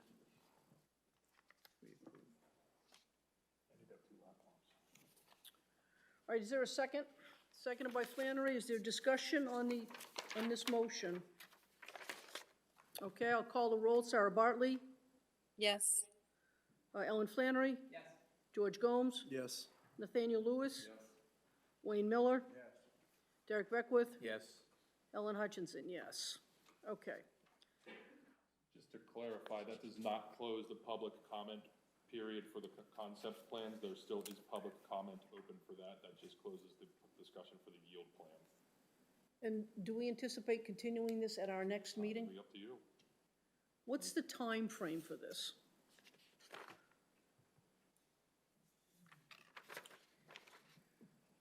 The decision deadline on our staff report is that we were to hold the public hearing on the yield plan within 45 days. I don't know if there was a deadline beyond that. I would really like to push this off until our December meeting, just because Trask Lane is it's gonna be a bear. No disrespect. What do people think? Does the public comment period remain open until, Until the, Public comment period stays open until the concept plan is chosen. until Okay. the concept? so the- Until the preferred plan is So- chosen. So during that time, people can still send in their letters, emails, et cetera? yes. Madam Chair, we have already continued one public hearing to the 19th of November. Right, which is why I'd rather not do another one. We have more to set. I know. Okay, so I'd welcome a motion on this, please. Continue, Madam Chair, I move to continue the Public comment period. the public comment period for OSRD initial review application number 12-24 at 184, 186 Hart Street to December 17, 2024. Is there a second, please? Second. Seconded by Mr. Beckwith. I'll call the roll. Sarah Bartley, Yes. Ellen Flannery, Yes. George Gomes, Yes. Nathaniel Lewis, Yes. Wayne Miller, Yes. Derek Beckwith, Yes. Ellen Hutchinson, yes. Okay. I believe that gentleman had, maybe want to ask a question. You can- Oh, I'm You sorry. can recognize him if you want to. Sorry, go ahead. I didn't see you. I'm sorry. 57 Dyer Road. Just in regards to these letters of the concept plan, is there something, we can find more information? Like, is that addressed to you and what can be said in that, or et cetera? You can find the plans are online, right? Plans are online under the planning department, or planning board page under plans and development. There's two sections to it. There's actually one that just gives you like a brief overview, but if you go to the green bar on the side and click on private developments, you'll see a lot more information. You can get you can see the application, you can see all of the plans that they filed. Any kind of letter or email that you would want to, you could address an email to myself, Assistant Planning Director. It should be on the planning board webpage. A letter that you would want to write, you might want to write to the chairwoman, as Ellen Hutchinson. Public comment for these concept plans can be anything you want it to be. Okay. Thank you, folks. Let's see. Okay. Could I have a motion, please, to reconvene, to move out of public hearing and reconvene our meeting? So move, Madam Chair. Is there a second? All right, I'll call the roll. Sarah Bartley, Yes. Ellen Flannery, Yes. George Gomes, Yes. Nathaniel Lewis, Wayne Miller, Derek Beckwith, Yes. Ellen Hutchinson, yes. Okay, our next agenda item is, did I lose my way? We need to set the public hearing for the waiver of frontage and definitive subdivision plan for 676 Rear Hale Street. The applicant is Stephen Gallant and William S. Pluckhon, care of Connor F. Walsh, Glovsky and Glovsky. What's the December date? Pretty simple. So do you want it for, I think it could be done quickly. folks, there's a meeting going on,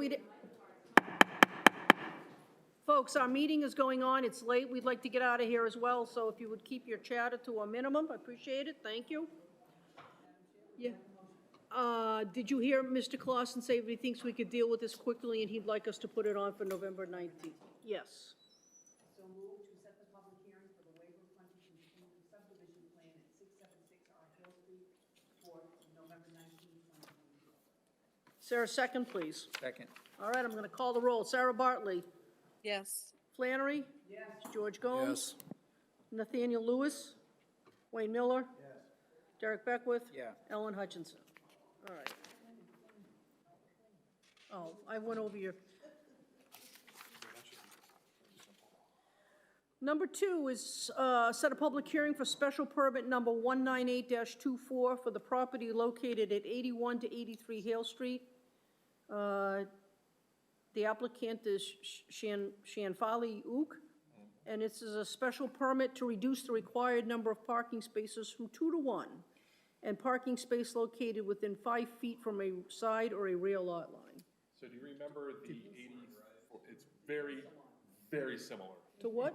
The corner variety. Oh, yeah. This is across the corner from that, it's the nail salon. The former insurance company. Oh, Oh, kitty corner from it, Yeah. yeah, or catty It's corner, or almost, whatever you it's call it. eerily similar, okay, but we want to set that for December so she can go to parking and traffic, possibly perfect. twice. Okay, Madam Chair, I would like to set the public hearing for December 17th, 2024, the special permit number 198-24, 8183 Dale Street. all right, I have a motion by Ms. Flannery, is there a second? Seconded by Beckwith, I'll call the roll. Sarah Bartley? Yes. Thank you. Ellen Flannery? Yes? George Gomes? Yes. Nathaniel Lewis? Wayne Miller? Derek Beckwith? Yeah, Ellen Hutchinson, yes. I think we should deal with the minutes later unless you really want us to. We're. Endorse, scriveners, yeah, it's What do we got? How many sets? one, just the October. All right, let's do the October ones. Good thing I like you people. So, Okay, has everybody had a chance to read the minutes? Do we have any additions, changes, deletions, whatever? Ellen has some notes here for page 1, motion to approve, change to endorse, page 3, scriveners, page 6, scriveners, page 7, change homes to homes, and page 8, revise the wording of the motion to separate the motion, the findings from the motion. Okay. I'd welcome a motion on this, please. Madam Chair, move to accept the meeting minutes of October 8th, 2024 as amended. Is there a second? Seconded by Ms. Flannery. Discussion? None, I'll call the roll. Sarah Bartley? Yes. Ellen Flannery? George Gomes? Yes. Nathaniel Lewis? Wayne Miller? Derek Beckwith? Yep. Ellen Hutchinson, yes. All right, motion to adjourn? Is there any new business? I'm not telling you. What? I'm not saying anything else. No, there's no new business. All right, So moved. all right. Is there a second? All right. Second by Flannery. All right, Sarah Bartley? Yes. Flannery? Gomes? Yes. Lewis? Miller? Beckwith? Yes. Hutchinson, yes. We're out. You guys, thank you for a very long night, difficult night, but thank you very much. It's a hard night. Used the long nights. No, no, no. We're not doing these. Apparently, I didn't tie a very secure knot at the